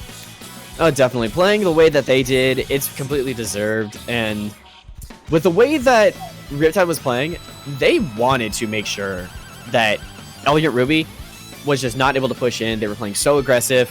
Elegant Ruby, they were able to find some picks, but they weren't able to push in enough because of how aggressive they were playing. So I'm curious to see with our next map, which is going to be Tower Control on Sturgeon. Curious to see if we will see anything change here. I feel like we might see some comp changes, definitely. I love Sturgeon Shipyard. It's an amazing map, and it's really pretty to play on. I am very excited to see Tower Control on it. Definitely. Sturgeon is one of those maps where, just like Flounder, can benefit a lot from backlines and heavy weapons. So I'm curious to see if we might actually see some chargers coming out. I feel like we might see some Zekafin or probably even V-Charger, I'd say, because Inkvac is very good defending, is very good for defending pushes. So I'm curious to see what each team is going to do for that.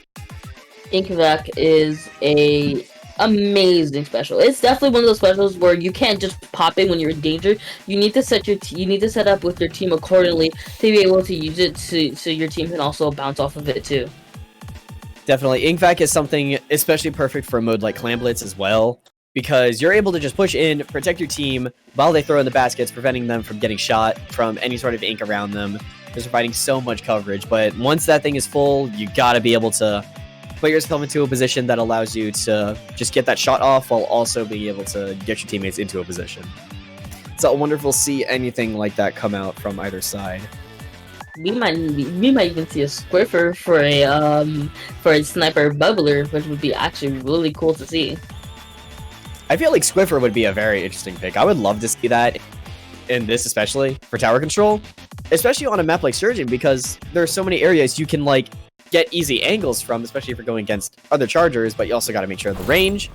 So I feel like Squiffer could possibly do something as we get into our next game, and we see an E-leader coming out from Riptide, and we see a just V-roller, which is bringing that bubble. All right, this is a very interesting combination, and I'm very curious to see, especially how Elegant Ruby plays. We see that Elegant Ruby has two curling. Oh, what? It appears we have an issue. We see that Riptide has ended the battle. I wonder what's going on in game. I'm not too sure, but just we will be back in just a second while waiting to see what's going on. But yeah, before we get into that, what is your overall thoughts for TC Sturgeon? TC Sturgeon, it's very, I don't know. I just know that it's very, mid-heavy, where, they can come on from any side, your left, your from up top of that little, moving up and down thing. So you have to be able to make sure, you're, focusing on wherever they can be and making sure you're not just getting caught left. For sure, Sturgeon is one of those maps where you have to be on your toes at all time, especially since it has so many flank routes. Like, with either side, just being able to push you so easily, and also not to mention the underbridge. Like, if someone's able to get under there without even noticing, you are going to get picked off. You have to watch those flanks heavily, especially on Sturgeon, because tower control, every second counts. You got to make sure you have everybody alive. So, when it comes to that, I'm very curious to see what's going to happen there. Definitely one of my favorite weapons to play on Sturgeon is definitely a Stamper. I enjoy, because the Zipcaster, you kind of just can zip anywhere that you want to, and yeah, it's a lot of fun. Yeah, Zipcaster I feel does well on maps like this, especially for modes like tower control, because if you can play correctly with the Zipcaster, you can like launch yourself onto the tower for real quick to like get yourself on it, or if you are able to, you can pop it while you're on the tower. That way, if you're able to get aggressive enough for the team to distract, you still have a safe point to jump back if your team is playing with you. So Zipcaster I feel would overall just be a very good choice here. Yeah, Zcaster is definitely one of those great weapons where it's really versatile on the weapon that it's on, so it's it's really fun to play. Definitely, Zipcaster is a very fun special to play. I feel like we don't see it on a lot of weapons anymore, because we see it used Stamper, but I would like to see, I wonder if we might even see some Luna play, especially on a mode like Tower, because of the blast radius. But at the same time, Stamper just does the job so much better compared to the blasters, so I definitely think we might see a Stamper if we do see a Zipcaster come out. Yeah, I definitely think that for TC Surgeon, you need a very versatile weapon that can just move all over the place. That it makes it a little more easier. Definitely. Gotta have especially on Sturgeon, you gotta be very mobile, and match we see a different comp coming out on the side of Elegant Ruby. We actually see a ranged blaster and a heavy, but we also see the L3 coming back out. They're trying to run a double crab comp compared to Riptide running a more traditional but still very aggressive comp here, running that tri-strike. And Zuka, we see a very good snipe coming out already from Riptide, just getting up onto that point. 2 already going down. I wonder if we'll see a crab popped on Elegant Ruby, but they're already getting locked out. We see that they throw up a bubbler. This might be a 2-0 for Riptide because we said that they're doing good with making sure that they're keeping on site. We see that the E-leader used his wave breaker to block the crab tanks, which was actually a very good idea by that E-leader. Definitely, that crab tank was a very good way to stall out the tower. I feel like they have to play it. They have to play it well. Unfortunately, we see somebody, I believe, going accidentally through the grates in squid form, falling through, but that's okay. It happens, and we see 3 go down on the side of Elegant Ruby. Riptide seems to have this on lock, but who knows? We could see them potentially come back. So I'm definitely very curious to see what Elegant Ruby is going to do to just get them out of here. We see Shiro getting so aggressive already, just trying to take these positions, just make sure they're pushing back. We see the Tri-Strike coming out. I mean, not the Tri-Strike, the Zuka coming out. So I'm very curious to see what they are going to do in order to get this back. But they're already pushing in. This might be the lead. Or this might be the game. No, 2 go down on Riptide. Oh, there's still one on the tower. And they take it. Knockout. Riptide takes the set 2-0. Riptide seems to have been having really quick games, and the Elegant Ruby has just not been able to get onto the splat zone sides or the tower control just at all, with Riptide playing very defensively. Definitely, Riptide had a very good mix of both offense and defense there. They were able to just get up in their face, but at the same time, hold down the tower, especially when we saw 2 go down. We saw somebody able to get onto the tower and still right it to the end. So they just had so much advantage there. It was well played from both teams, but Riptide ultimately, in the end, takes the game 2-0, moving on in the bracket.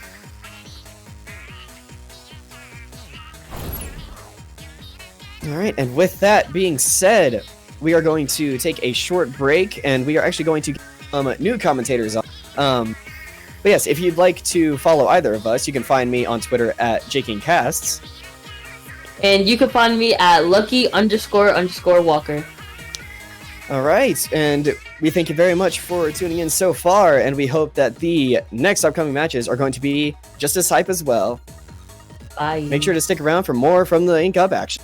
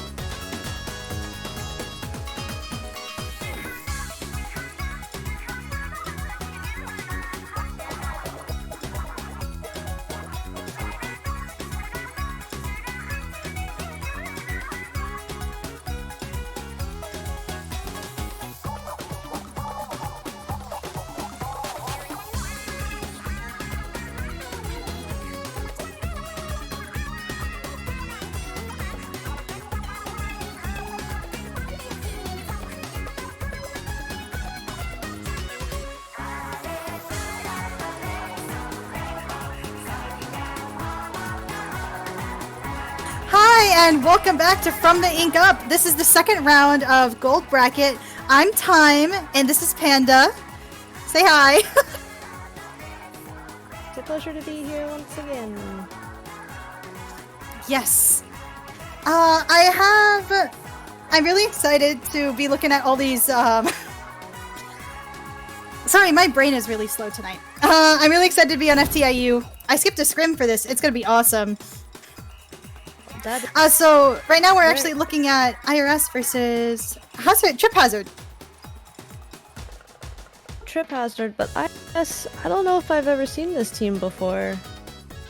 Are they newcomers on the scene? Now I know the truth. I see you on their roster. You're right there. You're the fourth one down.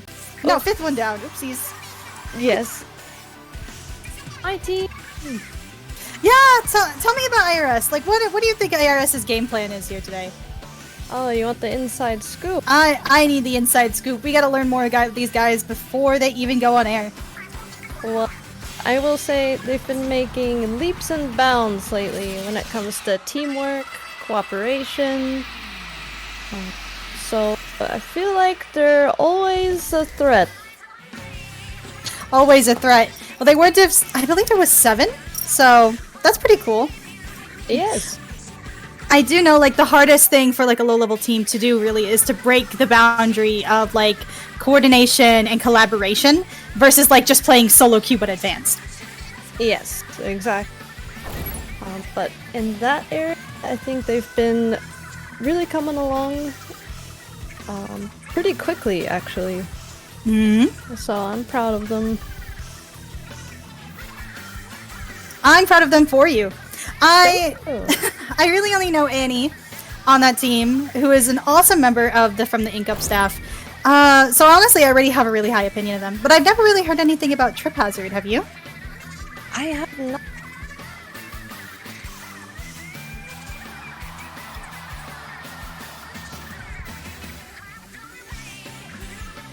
So anyway,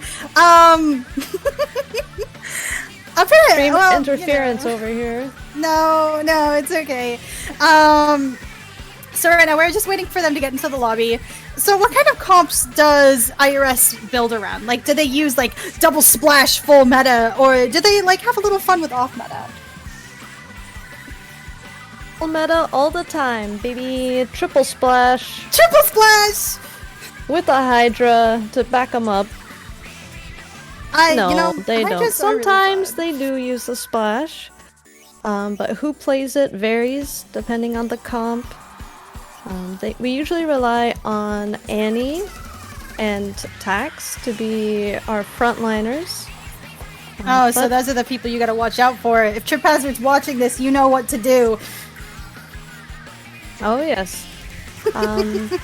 Or if they've seen any of the previous streams, we're pretty reliable when it comes to team formation like that. Definitely. Actually, we're heading into our first game. It is on Zones Alfonsino. Zones Alfonsino is one of my favorite map mode combos. I actually do see the meta you were talking about. We already have, like, a sloshing machine and a splash. But both teams have a splash, but I do see a Kraken. Kraken isn't very good at painting zone, but it is good at getting kills isolated. And you can definitely chain with that to make a good push. Yeah, you can. And something that I've realized about the Kraken is that sometimes it's even better for just drawing enemy attention because you don't know what they're doing. Are they setting up jumps? Are they trying to flank around the side? And so sometimes they can take a lot of attention from the enemy team. Definitely. Trip Hazard has already shown that they can get 2 down immediately, get this push going, get control of mid. Which is pretty awesome for them, I'm not gonna lie. But they aren't really pushing up onto IRS's plat. Really only using their heavy splatling to try and put pressure on. Their IRS is now starting to pop specials, trying to move back into mid, looking for some good picks. Already they have the crack on down with a wave breaker in mid, so they might be getting back this zone. Zone here because they followed up the pick they got on the Kraken with the splash. So that's huge. It's going to allow them to push up, hopefully keep the enemy back for at least a little while. For at least a little while. Well, 30 points on the board. Well, no. 22 points on the board is better than nothing. Both teams are a man down, but IRS now has another foothold in mid. They have a Scrab on the left side, trying to defend themselves against, I believe that is, oh my god, 3 players on a single person. Savage response to the crab we saw there. I mean, the crab hatred is real. IRS getting ready to push back in, popping a Booyah and a Strike, getting that zone, hopefully going to push everybody on Trip Hazard out and back onto their plot if they can. Yes, I would like to see them take the plat here. That's something that they usually do very quickly. Sometimes it takes them a few tries. That heavy on the right was so isolated, and IRS took the bait, getting picked off a little bit as Trip Hazard is contesting that zone. That IRS is counting down, but they're getting picked off one by one on zone. Trip Hazard not really painting until just now. Ended up getting control, pushing them completely out of mid, not even anyone on the right. So now they're going to have to contest their plat again to get out. Yeah, you can see them thinking about pushing up on the plat, kind of a response to IRS here. And looks like they're using the crab to try to keep them from taking their own spinner. But IRS responds with their own crab and strikes in zone. They were trying to flip it, it looks like, but they weren't quite able to do it. It's such a shame that they couldn't flip it. Ooh, and their splash actually gets caught up in the middle of zone, getting 3v1'd. Their T-Tech too, very unfortunate. As Trip Hazard is counting down, IRS is hoping for a miracle as they go below 10. But it looks like they only have 2 on their plat. Gets a pick, but it's not enough as the first game goes to Trip Hazard. Yeah, Trip Hazard did a really good job. Once they were in the zone, they kind of... It's not that they necessarily pushed into the plat, on Iris's plat, but they used their specials and they used the heavy to zone them from the left side and from mid. So that was pretty awesome. Trip Hazard just wormed on IRS. Sorry. The worm emote. I love that emote. I think Trip Hazard got a really good first push because when they got their picks with their first push, they managed to push everybody out of mid and nobody was on that like left side or right side, depending on what map you're on, like drop area on their side. And the second time that they got like a cap, Trip Hazard got a cap on the zone, IRS had somebody on the left. And so they were able to push back much easier, especially because that splash popped their crab. And even though they got picked off, that was like a lot less pressure on their plat. And it definitely helped them push back in, try to get another foothold.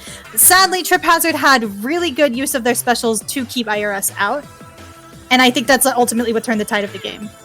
Yeah, I think if their frontliners stayed alive a little bit longer to build special, maybe if they had the wave breaker a little bit sooner too, they would have been able to counter the specials from Trip Hazard a little bit better. Oh yeah, definitely. Ink Strike especially is a little bit vulnerable to wave breaker since you can't really, you know, go back into the ink or swim around. You kind of lose that flexibility in return for that like massive amount of power with that triple strike. Yes, exactly.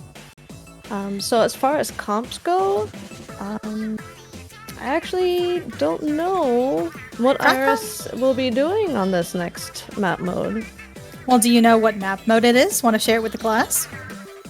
Yes, we'll be looking at Tower Control on Mako Mart, which is one of my favorites. I love all modes Mako Mart, actually. I think it's a very popular opinion to like Mako Mart, to think Mako Mart's good, to think Mako Mart's one of the better maps in this game. That's not a hallway necessarily anymore. And it's kind of interesting that we think that way nowadays. I think that the Kraken... No, go ahead. I was gonna say, I think the Crack-On Roller on Team Trip Hazard definitely is going to come back out because Kraken is best known for sticking on the tower. And even if you, like, throw a strike at the tower or a booyah at the tower, the Kraken can actually brace itself against the pillar on the tower to stay on it. Now, necessarily it might not work if you throw the booyah exactly on the pillar, but it still works out pretty well. Okay. I didn't know that the Kraken could do that, actually. It's pretty insane, not gonna lie. Invincibility goes hard.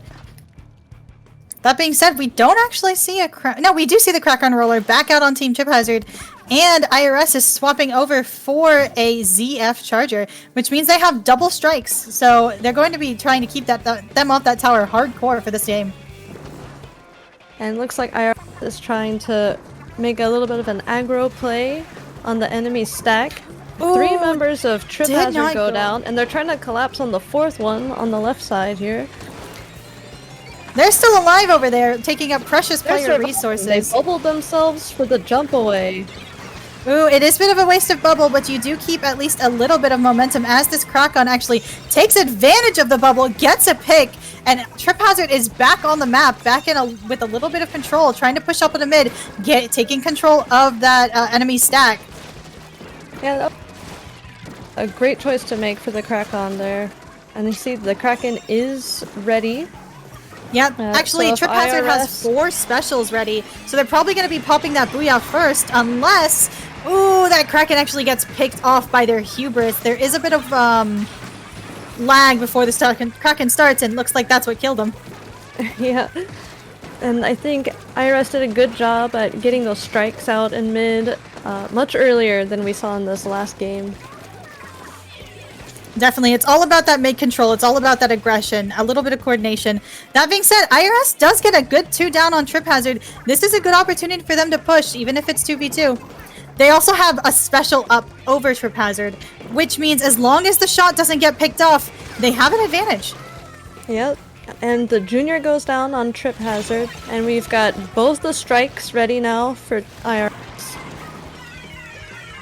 Looks like they're leading back to back. They kind of staggered the strikes, but they're not able to find any picks with it.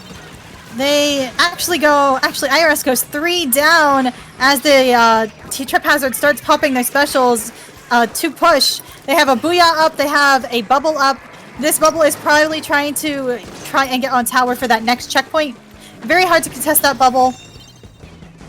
And there we see it. IRS is kind of trapped on their snipe right now. This T-Tech is going for a flank, picks off the Slosher, but we don't know if it's actually going to amount to anything as they get picked off on the tower. This Tri-Slosher is going to have to feed for it. They're feeding, oh, and it does not look good for them, as even though they died on tower, they ended up pushing it just over the 1 point mark. Yes, they did. And the second game goes to Trip Hazard. Oh no, not the worm! No! I'm not gonna lie, the triple worm, it hurts. The quad worm, what are you talking about? Oh, the quad worm. Get wormed on. This is just like dabbing in the year of our Lord 2023. Oh, gosh. Well, And I so- still use the dabber mode, so... So I believe we are in the quarterfinals. It is best of 3. So Trip Hazard takes the set. Woo! That was actually a very decisive set for Trip Hazard. They honestly were able to get some really good picks on IRS, especially at one point, IRS just went 3 down, basically a wipeout. You can't really do anything on your own. Even with flanks, if you get picked off, it doesn't really matter. Sometimes, you just want to stand back from tower and just start shooting as long as they're not, counting down below 10. Exactly. But, sometimes at the end of the game, you have to feed for it, Yeah. Well, if it gets down to the wire. Something I noticed is Trip Hazard did a really good job at kind of spacing themselves out. They had someone watching the left drop. They had someone near the tower, of course someone on the tower, and someone flanking on the right side into IRS's base. So good on them. That was awesome to watch. Yeah, it was honestly really fun. That being said, I think we'll be going to our next match soon. That being said, before we get our next match, because our previous teams are still fighting, we will take a quick break. Stay tuned.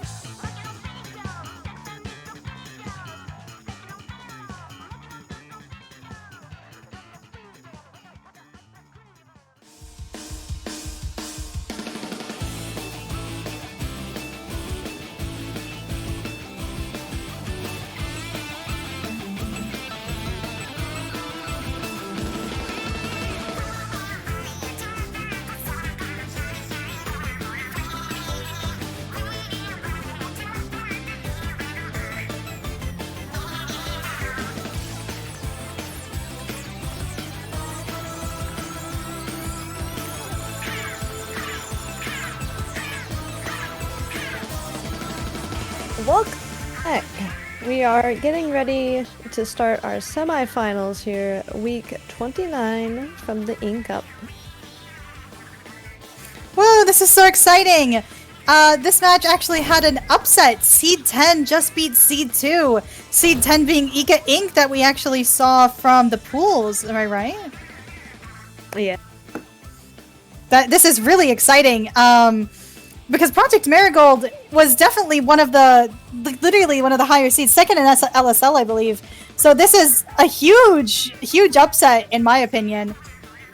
Yes, I'm a little bit worried. Their match did go 2-1. So hopefully Ika Inc. has taken a few minutes to kind of mentally reset. Because when matches get down that close, it can take a toll on players. I can understand that. It Yeah! Ika Inc. will be going against a team called 789, which aside from their super funny name, I just beat them in rock, paper, scissors, so I think this is a good sign for them, honestly. I know we've seen Ika Inc. a few times here on From the Ink Up, but I don't really remember much about their comp. Do you have any of that information about either of the teams? I do know that Maxi loves playing Dapples, the clear Dapples, actually, with Torpedo and Reef Slider, I believe. Oh, nice! Reef Slider, even though, you know, it got a little buffed, you know, like, you can't really kill it immediately after it slides, which is really cool. That being said, like, it can be a really cool like a really cool special for getting out of bad situations quickly, or charging in, like for instance with a clam, since you like lose everything, run in with somebody, boom, there you go, there you have it. Yes. I do recognize one of these players on 789. I believe Reggie is actually the captain of Arrows of Fire. Oh.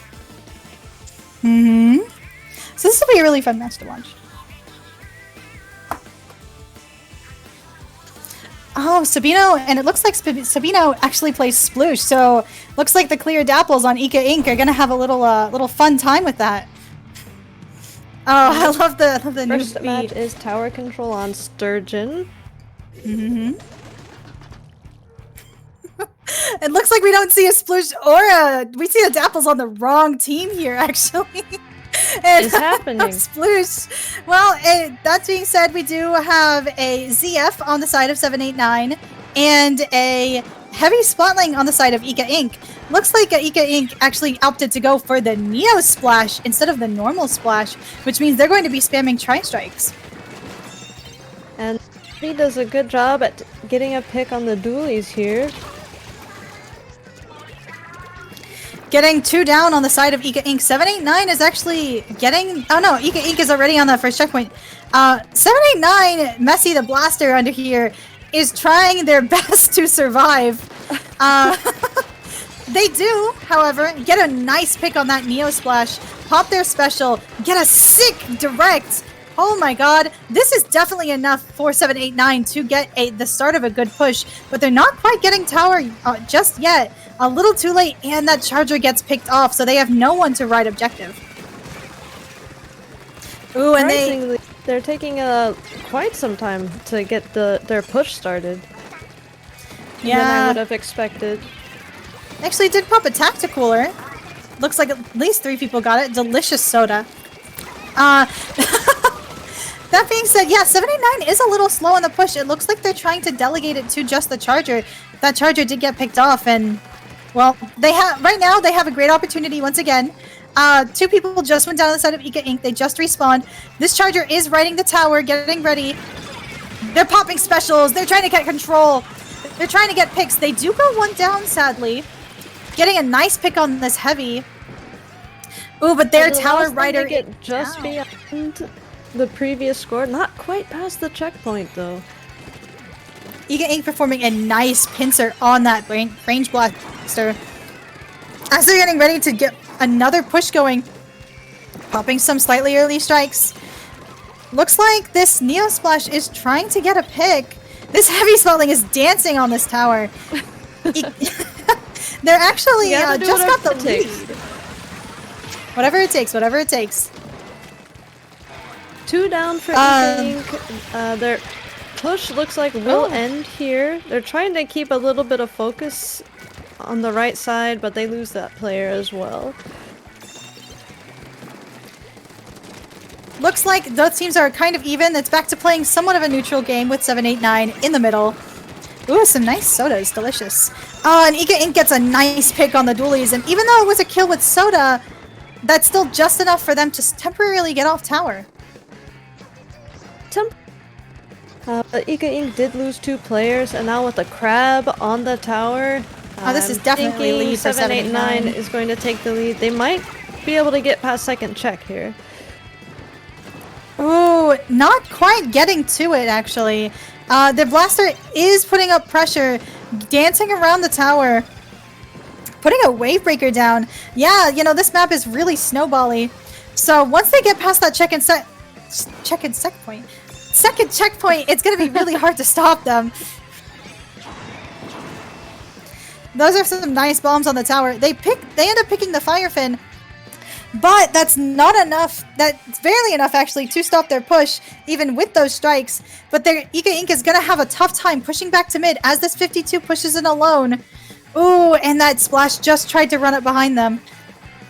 I think Ika Inc. was expecting that 789's team members were just going to keep jumping back in, as opposed to, you know, just kind of resetting after that push. We could see they still had a player left on the field and they just kept jumping back in, so I guess the 52 was safe. At least they thought they were, but they ended up actually being overextended just in mid, surprisingly. Yeah, so actually this 52 just got picked off, I believe. Pushing up on this tower. Ooh, they're actually already like attacking their window. Even though the tower goes down, this is not looking like a good situation for Ika Inc. As I say that, though, they actually do. 789 does go 2 down, and Ika Inc. gets a bubble on the tower. So they're trying to move back in. However, this blaster is in mid, trying really hard to stop their push. Trying to get a pick. Oh, and looks like Ika Inc. is already 2 down once again. Yes, and we see 3 players went underneath the bridge in mid, actually. But the 52 is in a good position to take the tower back. Trying their best. Get there in time. Oh, the junior swoops up just in time to get overtime going. They've got a bubble ready. They have the whale ready. A flank from behind. Oh my god, they might actually make it. No way. Like, they have a crab. Oh, they're still there. They're still there. Come on. Left. A strike. Oh my gosh. No! Oh, that was so unfortunate. They almost had that. I mean, when they say this map is snowbally, it really is snowbally. I believe they got all the way down to what, like 40? 64. Yeah, like 40 remaining. Almost. Something like that. That was really impressive, though. Yeah, that's not that much on this map, actually. So our first game goes to 789. Woo! But this is the semifinals. This is best of 5. This set could go in anybody's direction. Yeah, you know, Ika Inc. did go 2-1, so, you know, one game is not enough to keep them down. That's for right. sure. And our next game is going to be on Museum. We get to see again Rainmaker edition. Ah, Museum once again. It feels like just maybe 10 to 15 minutes ago I saw that map. It sure does, and I don't know why.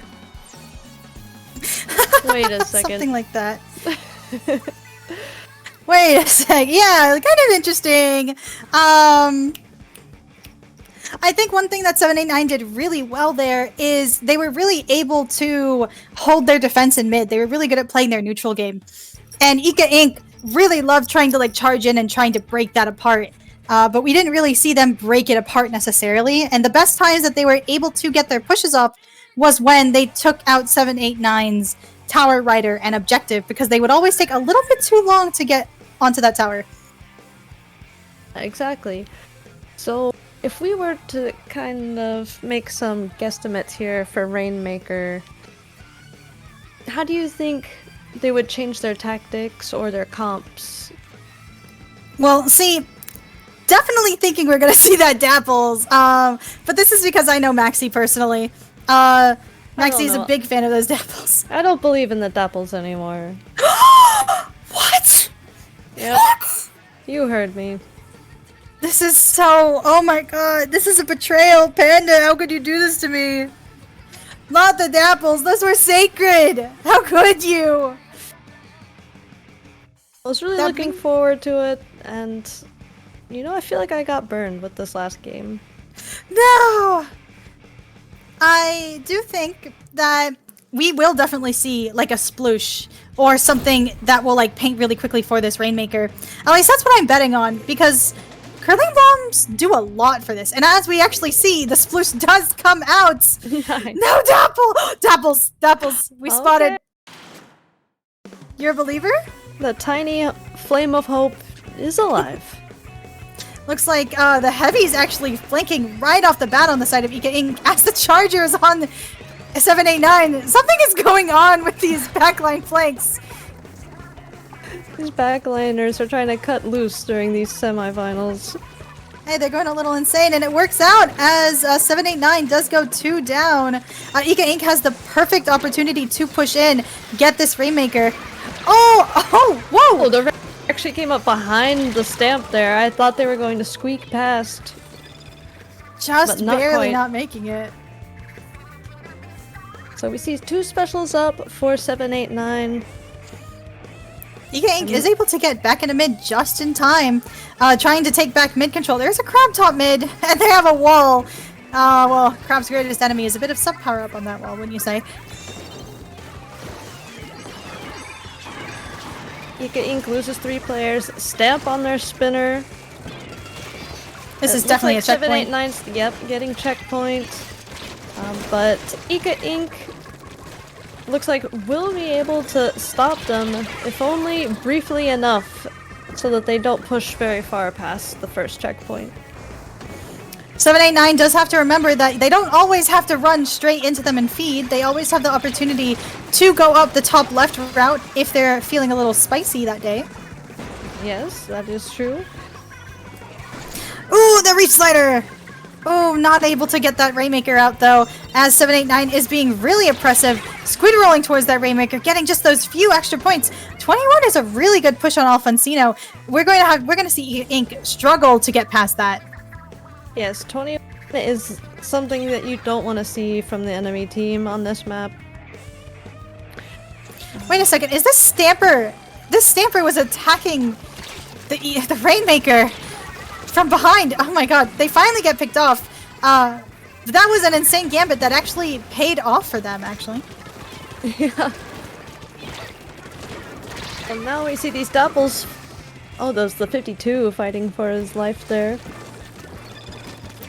Did their best. Ika Inc. actually has 1 special up as they just popped. Oh, actually, Wavebreaker and Strike. They're trying to keep 789 out of mid, but 789 said no, thank you. Yeah, Ended up picking up the Rainmaker though.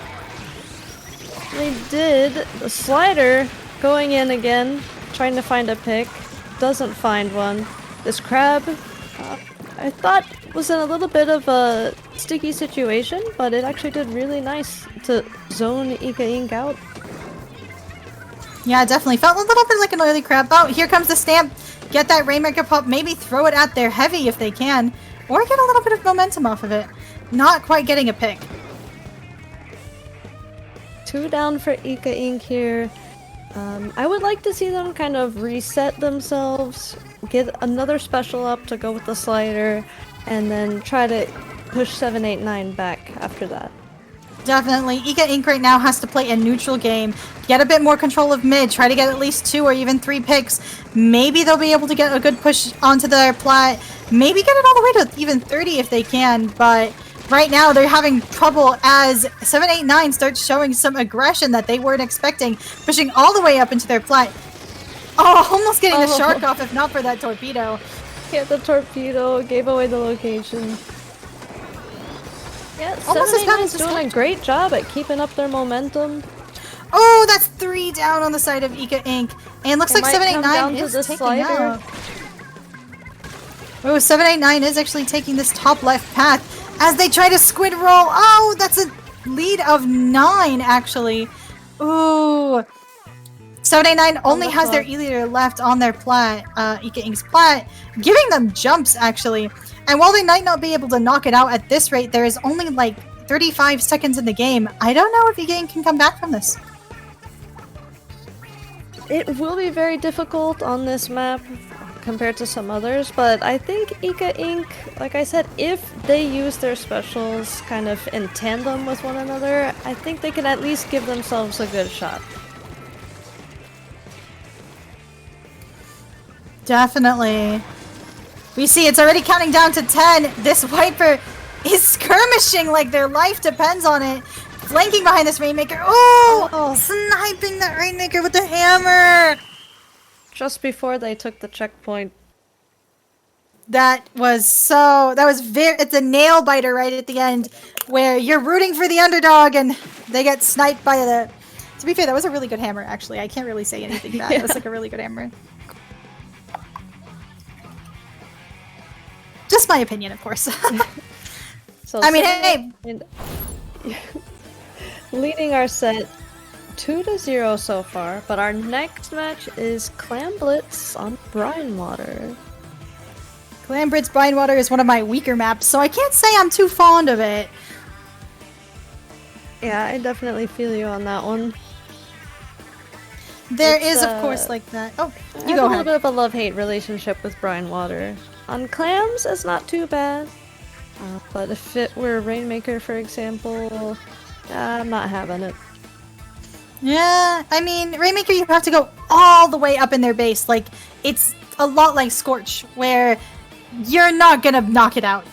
Like, realistically, you're not going to knock it out. But Clams, on the other hand, you have, like, these choke points and these ink rails, and if you control the ink rails on the enemy team side, you can come in at any time you want.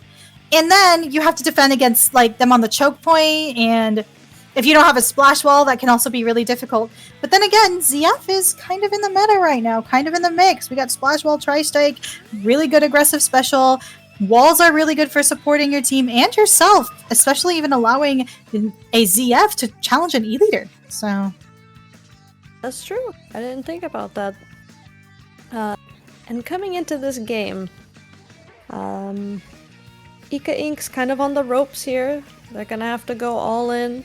I think one of the main things they're running into is they're not accounting for the fact that 789, they do keep jumping back into the action almost at unexpected times. And so they kind of keep their momentum up even if they're not necessarily pushing forward. I can definitely see it, honestly. Like, a lot of, like, just aggression, and I feel like that's, like, the importance of, like, call-outs and shot calling is, like, when they move together, it's a, like, when they push, it's a very, like, collaborated movement forward, where, like, all of them start attacking at once, and you can't really do a lot about that, especially when you're not expecting it.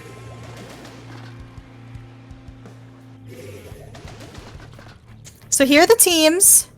The Dapples got scared. No! Tiny flame of hope. Listen, we're believers, we're believers. We actually see a V-roller. Is that a V-roller? Yep. Come out. Oh my god. Rare pick versus a crack-on. These guys cracked the code. Roller's just good on this map, huh? We see a quick power clam from 789. They're trying to keep mid control. Looks like the roller for Ika Inc. is actually off to the side, maybe trying to take some attention from the enemy, do some damage. I mean, taking a little bit of attention is really useful. Oh, here comes the Kraken! Watch out, guys! Here comes the Kraken! Sadly, they don't really have any power clams to jump towards. So, oh! They executed don't, but that. it did do a good job at getting some of the players from 789 back in their own side of the map. That's true. But even if they're back in their own side of the map, 789 has right 18 clams, Yeah. and Ika Inc. has 3. So something's going on here. That being said, a wave breaker crab combo, I think we just saw from 789. They were keeping Ika Inc. back like halfway up their own ramp just now. Which is literally insane. You can even see on the map how there's just like the stains of ink on Ika Ink's base. That being said, Ika Inc. does get back into mid. E-Leader gets a nice pick on the Neo Splash, which means they're going to be lacking an aggressive special to push forward with. Not to say they don't have any others, but Tri-Strike is really strong. Here we see Zuka trying to find that sniper, but a Crab to counter this momentum that Ika Inc.'s trying to build up on 789's ramp. Ooh, and it looks like they're actually going to try to get a jump in with this power clam. Alright, will they make it? They made it! Whoa! Alright, if they can get this basket open, it is possible to take the lead here, but they got down to just the 52. Yeah, it's such a shame, but 60 is still really close to 60, and honestly, I feel like this map is like the equivalent of Camp Triggerfish in Splatoon 2, where you're not safe until you knock out this clam basket. Because clam bats is a very, very snowbally mode. Speaking of knocking out the clam basket, by the way, 789 making a death push to give Ika Inc. another pity clam as they're unable to follow up. Yeah, I mean, it seems a little bit at a grasp there to make a push out of that. Yeah. Hey, I mean, any points are good points sometimes, you know what I'm saying? Yes, they do have less of a penalty points now on the board. And here we see using the ink rails. That's what you were talking about, Time. Yes. It really diverts attention because the choke's on the left, and if you have to worry about right too, it's just very disorienting. 789 actually gets a really, really good wipeout on the side of Ika Inc. This might be wraps if they can get enough clams. Oh my god, they're going for power! Oh my god, the play of all time! They gotta keep it open! No! And it closes curtains on their perfect push. Passing that clam to the E-Leader though. Good shot, good idea, good thoughts.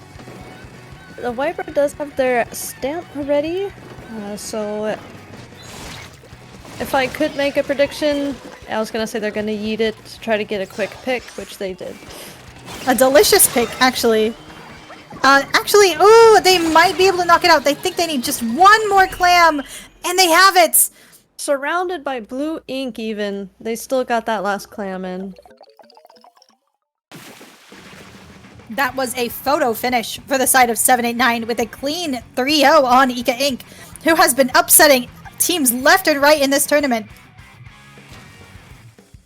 Yes, even though they didn't win this set, I feel like we're definitely gonna see Ika Inc. come back strong next time. Yes. Honestly, it was especially like that last game. It's just once you start getting into their basket, you kind of start cracking the code. Like, you cover their base, you push up, like, even when Ika Inc. got 3 down and it was just the E-Leader, they even still had, like, one person get picked by the E-Leader, so 789 never truly lost that momentum that they had. Yeah, exactly. So, really impressive games, honestly. Yeah, it feels like an honor to watch. And with that, that brings our semi-finals to a close. 789 will be moving forward, and I believe we're going to take a quick break before we move to Grands. Sounds awesome.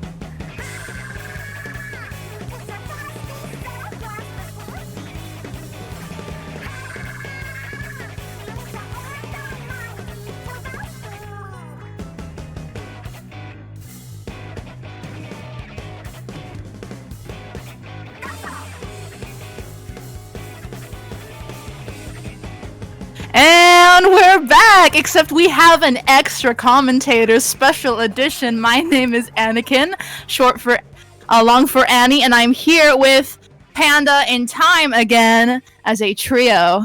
We're a very, very fierce trio, aren't we? Well, yeah, we're kind of slay, I'm not gonna lie to you. Everybody welcome Annie! Everybody welcome Annie! Let's go! It's only been a couple of, from the Ink Up since I've commentated. But, we're back, and we're here to have fun. Because guess what? What? It's finals! Yeah! Grand finals! We Let's did go. just see 789 get a very decisive victory over Ika Inc. And now they're going against Octopi, who is favored to win.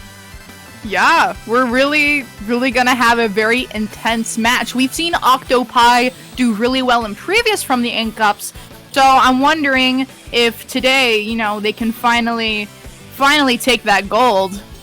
I guess we'll find out. Hey, I mean, you want that sparkly Sendu badge for your Sendu profile, right? Oh yes, Oh, plug yes. your Sendu badge, do it. Always looking for excuses to plug our Sendu badge. Listen, man, I paid for that. I want to get my money's worth. All right. Oh, real? Yes. Annie, you've seen Octopi a few times here from the Ink Up. What are their deets? Can you give us any? We did Anything to look scrim them forward the to? other day. If you remember, Panda. The badge! Panda pulling a time? Hi. Is that a reference to me? Ooh, that's a Yes. reference time. We did scrim Octopi the other day, us on IRS, our friends here. And it looks like we're going to start the match now. On the team of Octopi, we got a nice stamper. And is that a dynamo I just saw? That is a dynamo. Versus double splash. This is and gonna be double interesting. strike. Literally insane. And it looks like they're running a lot of QR on this side of 789, but the Stamper's gonna start here applying his pressure along with the Dynamo, and they already have a crab at the start of the game ready in mid, but it goes down Dynamo to is the not Dynamo. having it. Dynamo doing the work, getting 2 picks. Let's see if they can get a third or a fourth here. Looks like they really thought their pick out well before they're choosing it and going into this match because they're slaying.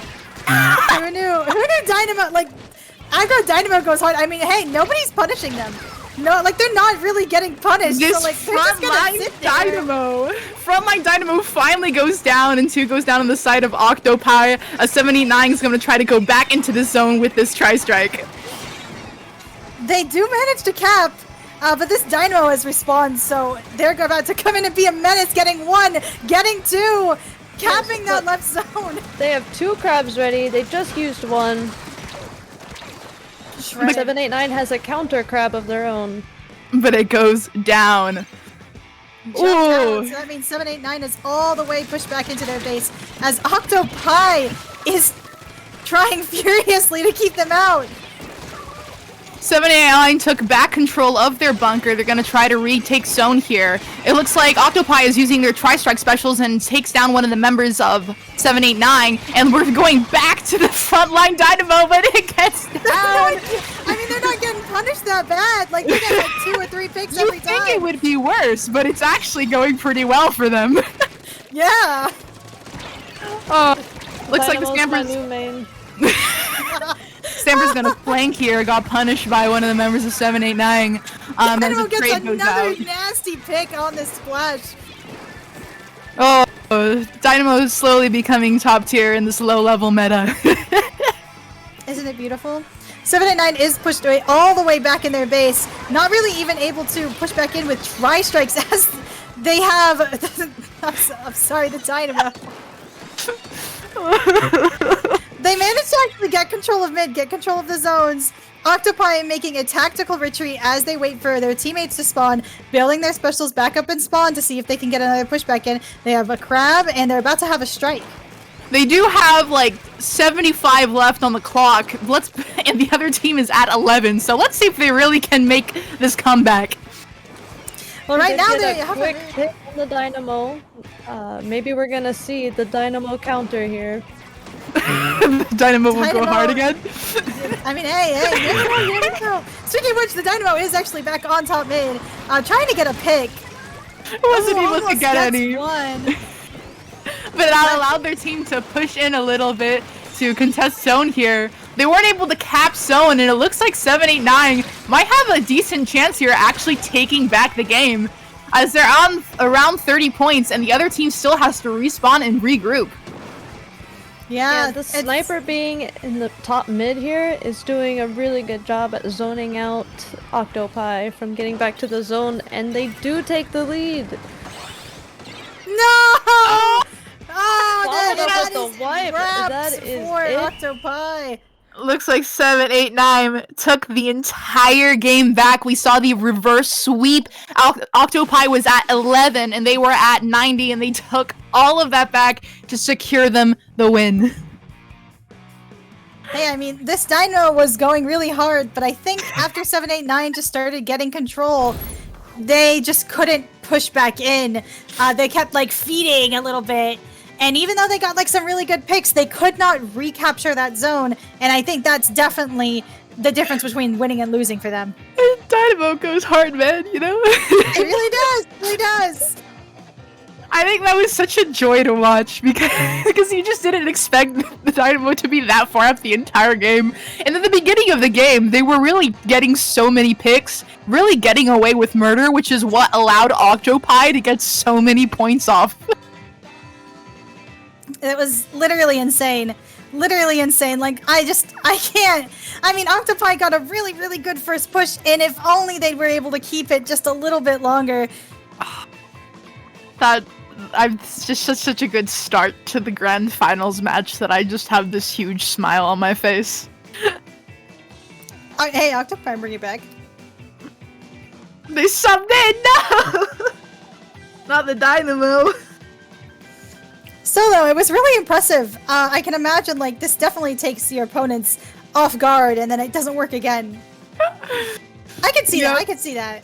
Yeah, but once 789 just got used to dealing with the frontline Dynamo, they were able to adapt to that and really take back the game there.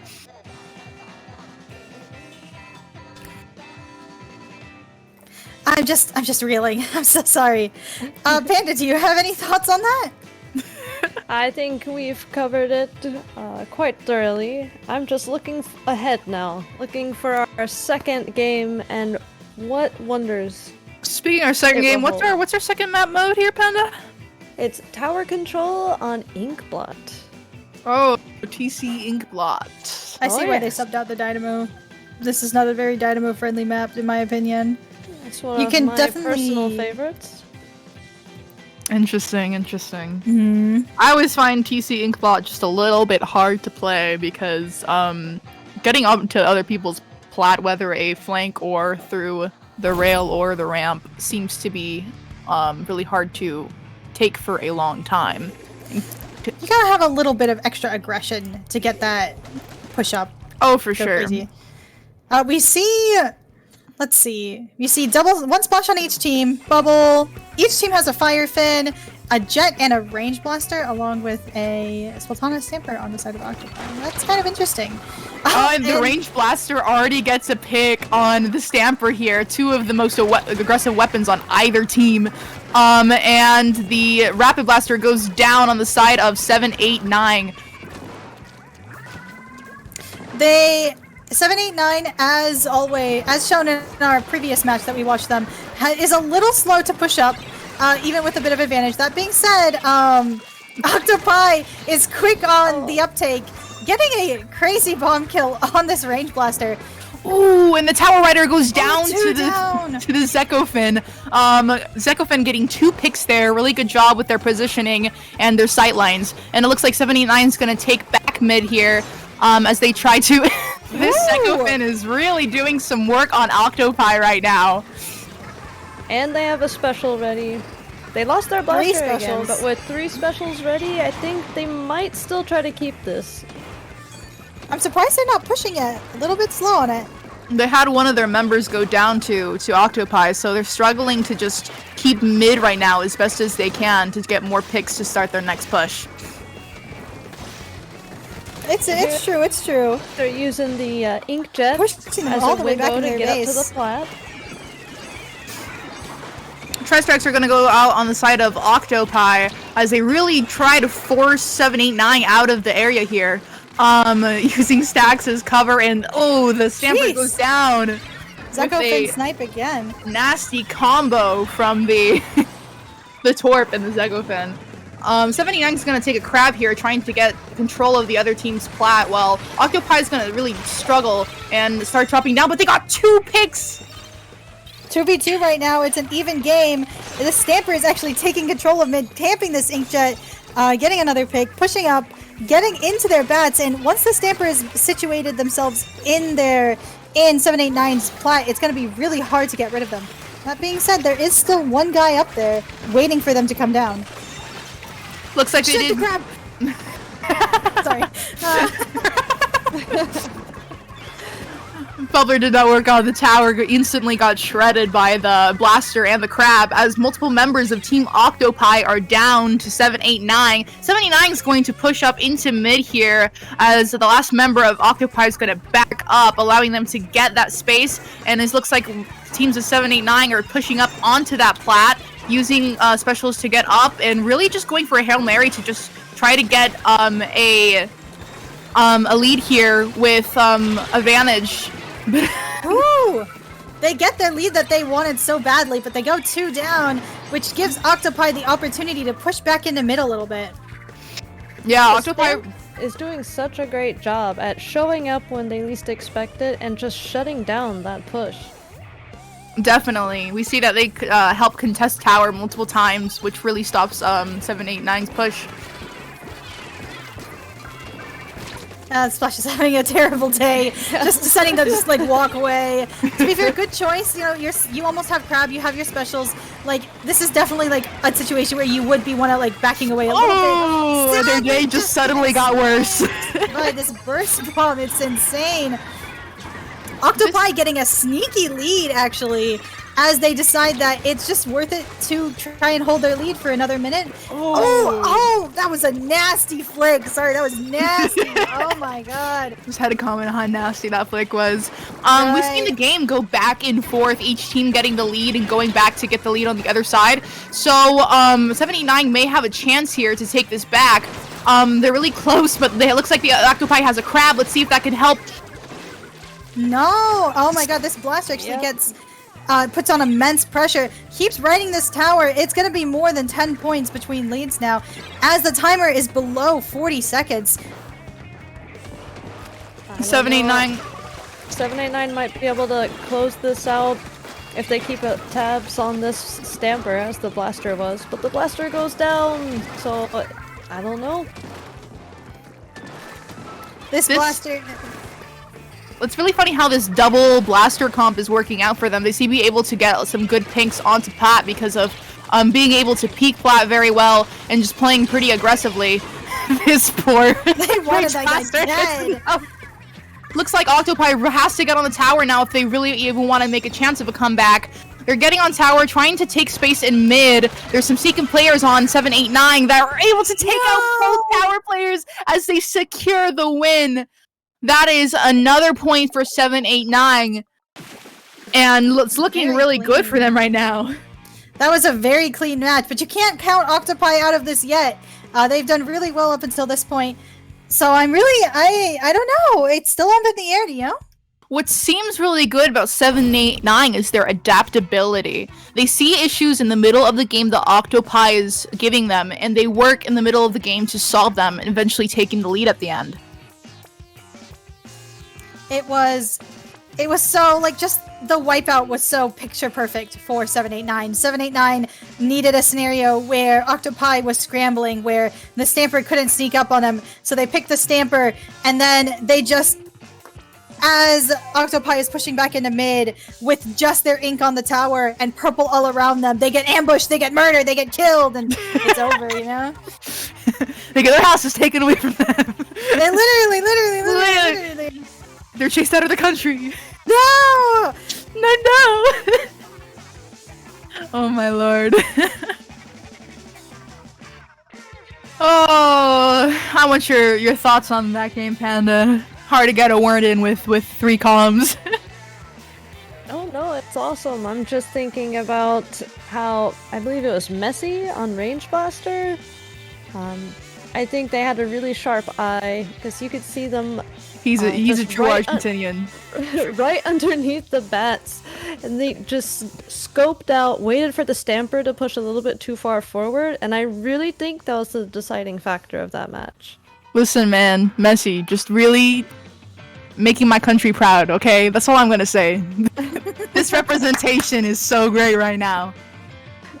We never see any Argentinians, man. There's none in the US. Can't believe Messi stopped playing football to pick up a competitive platoon career. Dude, I literally can't believe that Messi quit being on the Argentinian national team in order to play Splatoon in low level. Let him cook. Let him cook! Let him Let cook! him cook! You heard it right here. Let him cook. I love this so much. So do we know what the next map is, guys? Oh, we do. It is Rainmaker on Eeltail. Rainmaker Eeltail, such a tough map too. Because a lot of the times I find myself and my team on Rainmaker Eeltail, if there's a team that's just really good to continue pushing and continue applying pressure, getting the team out of your plat and back to mid is such a struggle. Yes, it is. Even if the other team doesn't get any more points on the Rainmaker, it's like once they're past that point, it's so hard to even turn the tide back. This is what happens when we have these kinds of really nice and linear long maps with not that many entrances into mid. But we're gonna start the game now. We see a Nautilus come out on the side of Octopi. Interesting pick as 2 of the members go down. Messi completely racking them up. Getting the pick. One of the members of Octopi is going to really struggle here on the bottom, and they go down as 79 is going to take the first check. I can't believe this Rainmaker game of all time. Literally. The Rainmaker game of all time. Of all time. As they're pushing up through this uninkable corridor, they get it to 21 in the first minute. Dude, it's not even 1 minute, man. Not even 1 minute. Y'all are too crazy. Picking off the Rainmaker too.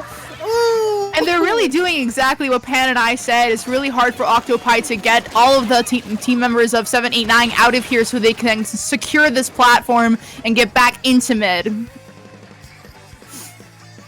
Looks like they finally were able to clean up a little bit. They're trying to cover this ink, do what they can. Oh, they find a pick, but 2 members of Octopi already went down. Yes, this Rainmaker is getting reset back into mid, but the mid is still completely purple.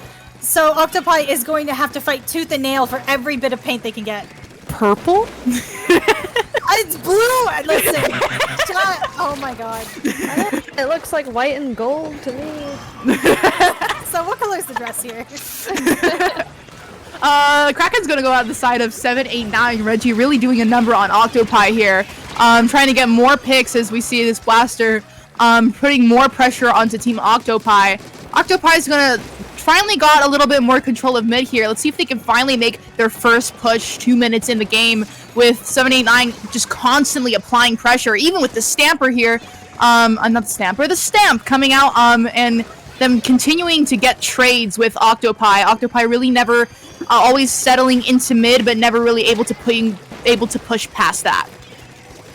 Octopi does have a few specials up, and I feel like this is going to be a bit of a problem because once they start getting their specials up and popping them, who's going to be picking up the Rainmaker? Exactly. E-Leader is doing a really good job of keeping Octopi on their toes, keeping them far back. And when I say E-Leader, that is an E-Leader. The other side is a V-Charger. Yes, I cannot see. I was like, yes. Is that actually an E-Leader? Oh, but actually, Octopi it's a V-scope. finally getting the check. They were able to make some sort of push, which is really great for them, considering that they don't have to get the check next time they go, and they might be able to run it to get the lead. But as you see, 789 was able to just push them back into mid. It's something that Octopi had trouble doing for their last push. Ooh, the Charger is already down for Octopi. Reggie's trying to go in, find some more picks. He goes down himself. one thing I think is interesting about this map is you definitely have to try to get both sides of the bridge and left platform, left snipe, in order to be able to push in, or else pushing in is really difficult. But it looks like 789 got enough picks to able to keep bridge here as their players respawn in. It looks like we have a minute and 30 left on the clock. Octopi still has to make another push in order to able to compete in this set. But with 789, with they have 12 seconds left on the Rainmaker and a Kraken, they might be able to get the KO here, and they KO! Which means the Kraken paint the podium? Yes, it did. And also, Kraken has a bigger hitbox than the Inkling, so you can just get the Kraken and stand in front of the Inkling and you're body blocking. And you're invincible! That is 3-0 for 789 as they take the entire set and get gold. There hasn't been a Congratulations, 7, 8, 3-0 set in a while for Grands. That was felt so literally epic. insane. Literally insane. Congratulations to 789 for getting that 6 Sendu badge and getting a clean 3-0 sweep. Actually, not even dropping a game here in gold bracket. Did they win every single game in the tournament? I'll have to check. Panda, what was your favorite parts of this lovely tournament? Oh, my favorite part, I think it was messy. It was messy. Tower Inkblot. Let's see, 789. One of your favorite maps. Mine has got to be the Frontline Dynamo. Really just making me laugh. Yes. Frontline Dynamo goes so hard. You don't even understand. You don't even get it. Back to report, Captain, that 789 did not drop a single game this from the Ink Up. Yup, Not a that's single one. crazy. They went winning every single game and taking the gold. I hope they're very satisfied. This is quite literally insane. Well, I hope quite they enjoy literally their insane. Sendu badge. I would like to thank Messi again for just, making me a really proud Argentinian. I love to see it. Once again, I can't believe Messi stopped playing football, competitive football to pick up a career in competitive Splatoon. Like, honestly, as a community, we should be really honored. The joke to... is dead! No, it's not! No, it's The not! joke It's is still dead! funny! It's still funny! It's still funny! It's still funny! It's still funny! If you keep saying it, still fatty bet. Okay, listen. I'm the funniest guy I know, so, like, I don't know. So true, times. So true. Looks like we have a third game match still going on in gold bracket. Let me take a look at that real quick. Woo! Oh yes, it's Ika Inc. and Trip Hazard. Yep, looks like Trip Hazard is 2-1 against Ika Inc. I'm personally voting for Trip Hazard since they knocked out my team. Well, hey, I mean, Ika Inc. could always reverse sweep. You never know. They could. We've had so many chances for a reverse sweep so far. 789 really doing that in their first 2 games. Second game was really nice back and forth gameplay, which is really enjoyable, with some really amazing plays on both sides. Just a phenomenal tournament. So much fun. And I got a ping in the main server saying that there's featuring backline flanks, and I love that so much. Oh, That's true. Okay, the instant backline flanks from both teams on Ika Inc. and 789, like on, what was it, Alfonsino Rainmaker? Yeah. I think it was Blast. So Maybe it was Rainmaker. I don't know, but we saw Alfonsino like twice today. But both backlines at the start, both of them flanking on Alfonsino, like going drop with no escorts. I think that was definitely a highlight. Mm-hmm, definitely. Alright, and I think this means that the tournament is coming to a close. We're just waiting for Trip Hazard or Inca Inc. to take the final 3rd place match here. But it was so lovely joining you for this last set. Yes, thank you. Really enjoy with my two friends, my teammate and my best friend Time. Right, Time? Oh, I'm your best friend. This is awesome. Well, this Thank was you, and Anakin. It's official now. I love this. Oh, this is wonderful. Standing ovation. Oh my lord. GG's to all the teams who played. We love we had a good amount of teams playing today. We had 40 teams. We originally had 46, but that worked out a little unfortunate. Battlefy did an oopsie today. And it looks like we'll be looking that out for the future. So for those who weren't able to play because of the Battlefy oopsie, I assure you we'll make sure that you're able to play next time. But it looks like we're gonna raid someone else and skedaddle. That is it for today. It was a great time commentating with you guys and watching these games. Phenomenal by everyone who played. This is from the Ink Up 29. Gold going to 789 and silver to Octopi. And with that being all it, looks like we'll say our final goodbyes. And yeah. Yeah. You can find me on Twitter. I think you can see the stream. My Twitch is basically, it's Time Warp. Thumbs up emoji. And Panda, where can they find you? Send me around. Around. Twitter, You'll see me around. Twitter very You'll know. creative is the Tau Panda. Yes. The but I'm Tau mostly, I'm not on Twitter that much. I'm mostly on Discord, so maybe I'll catch you around. That is it for us, folks. This was from Ink Up 29, and we'll be seeing you later.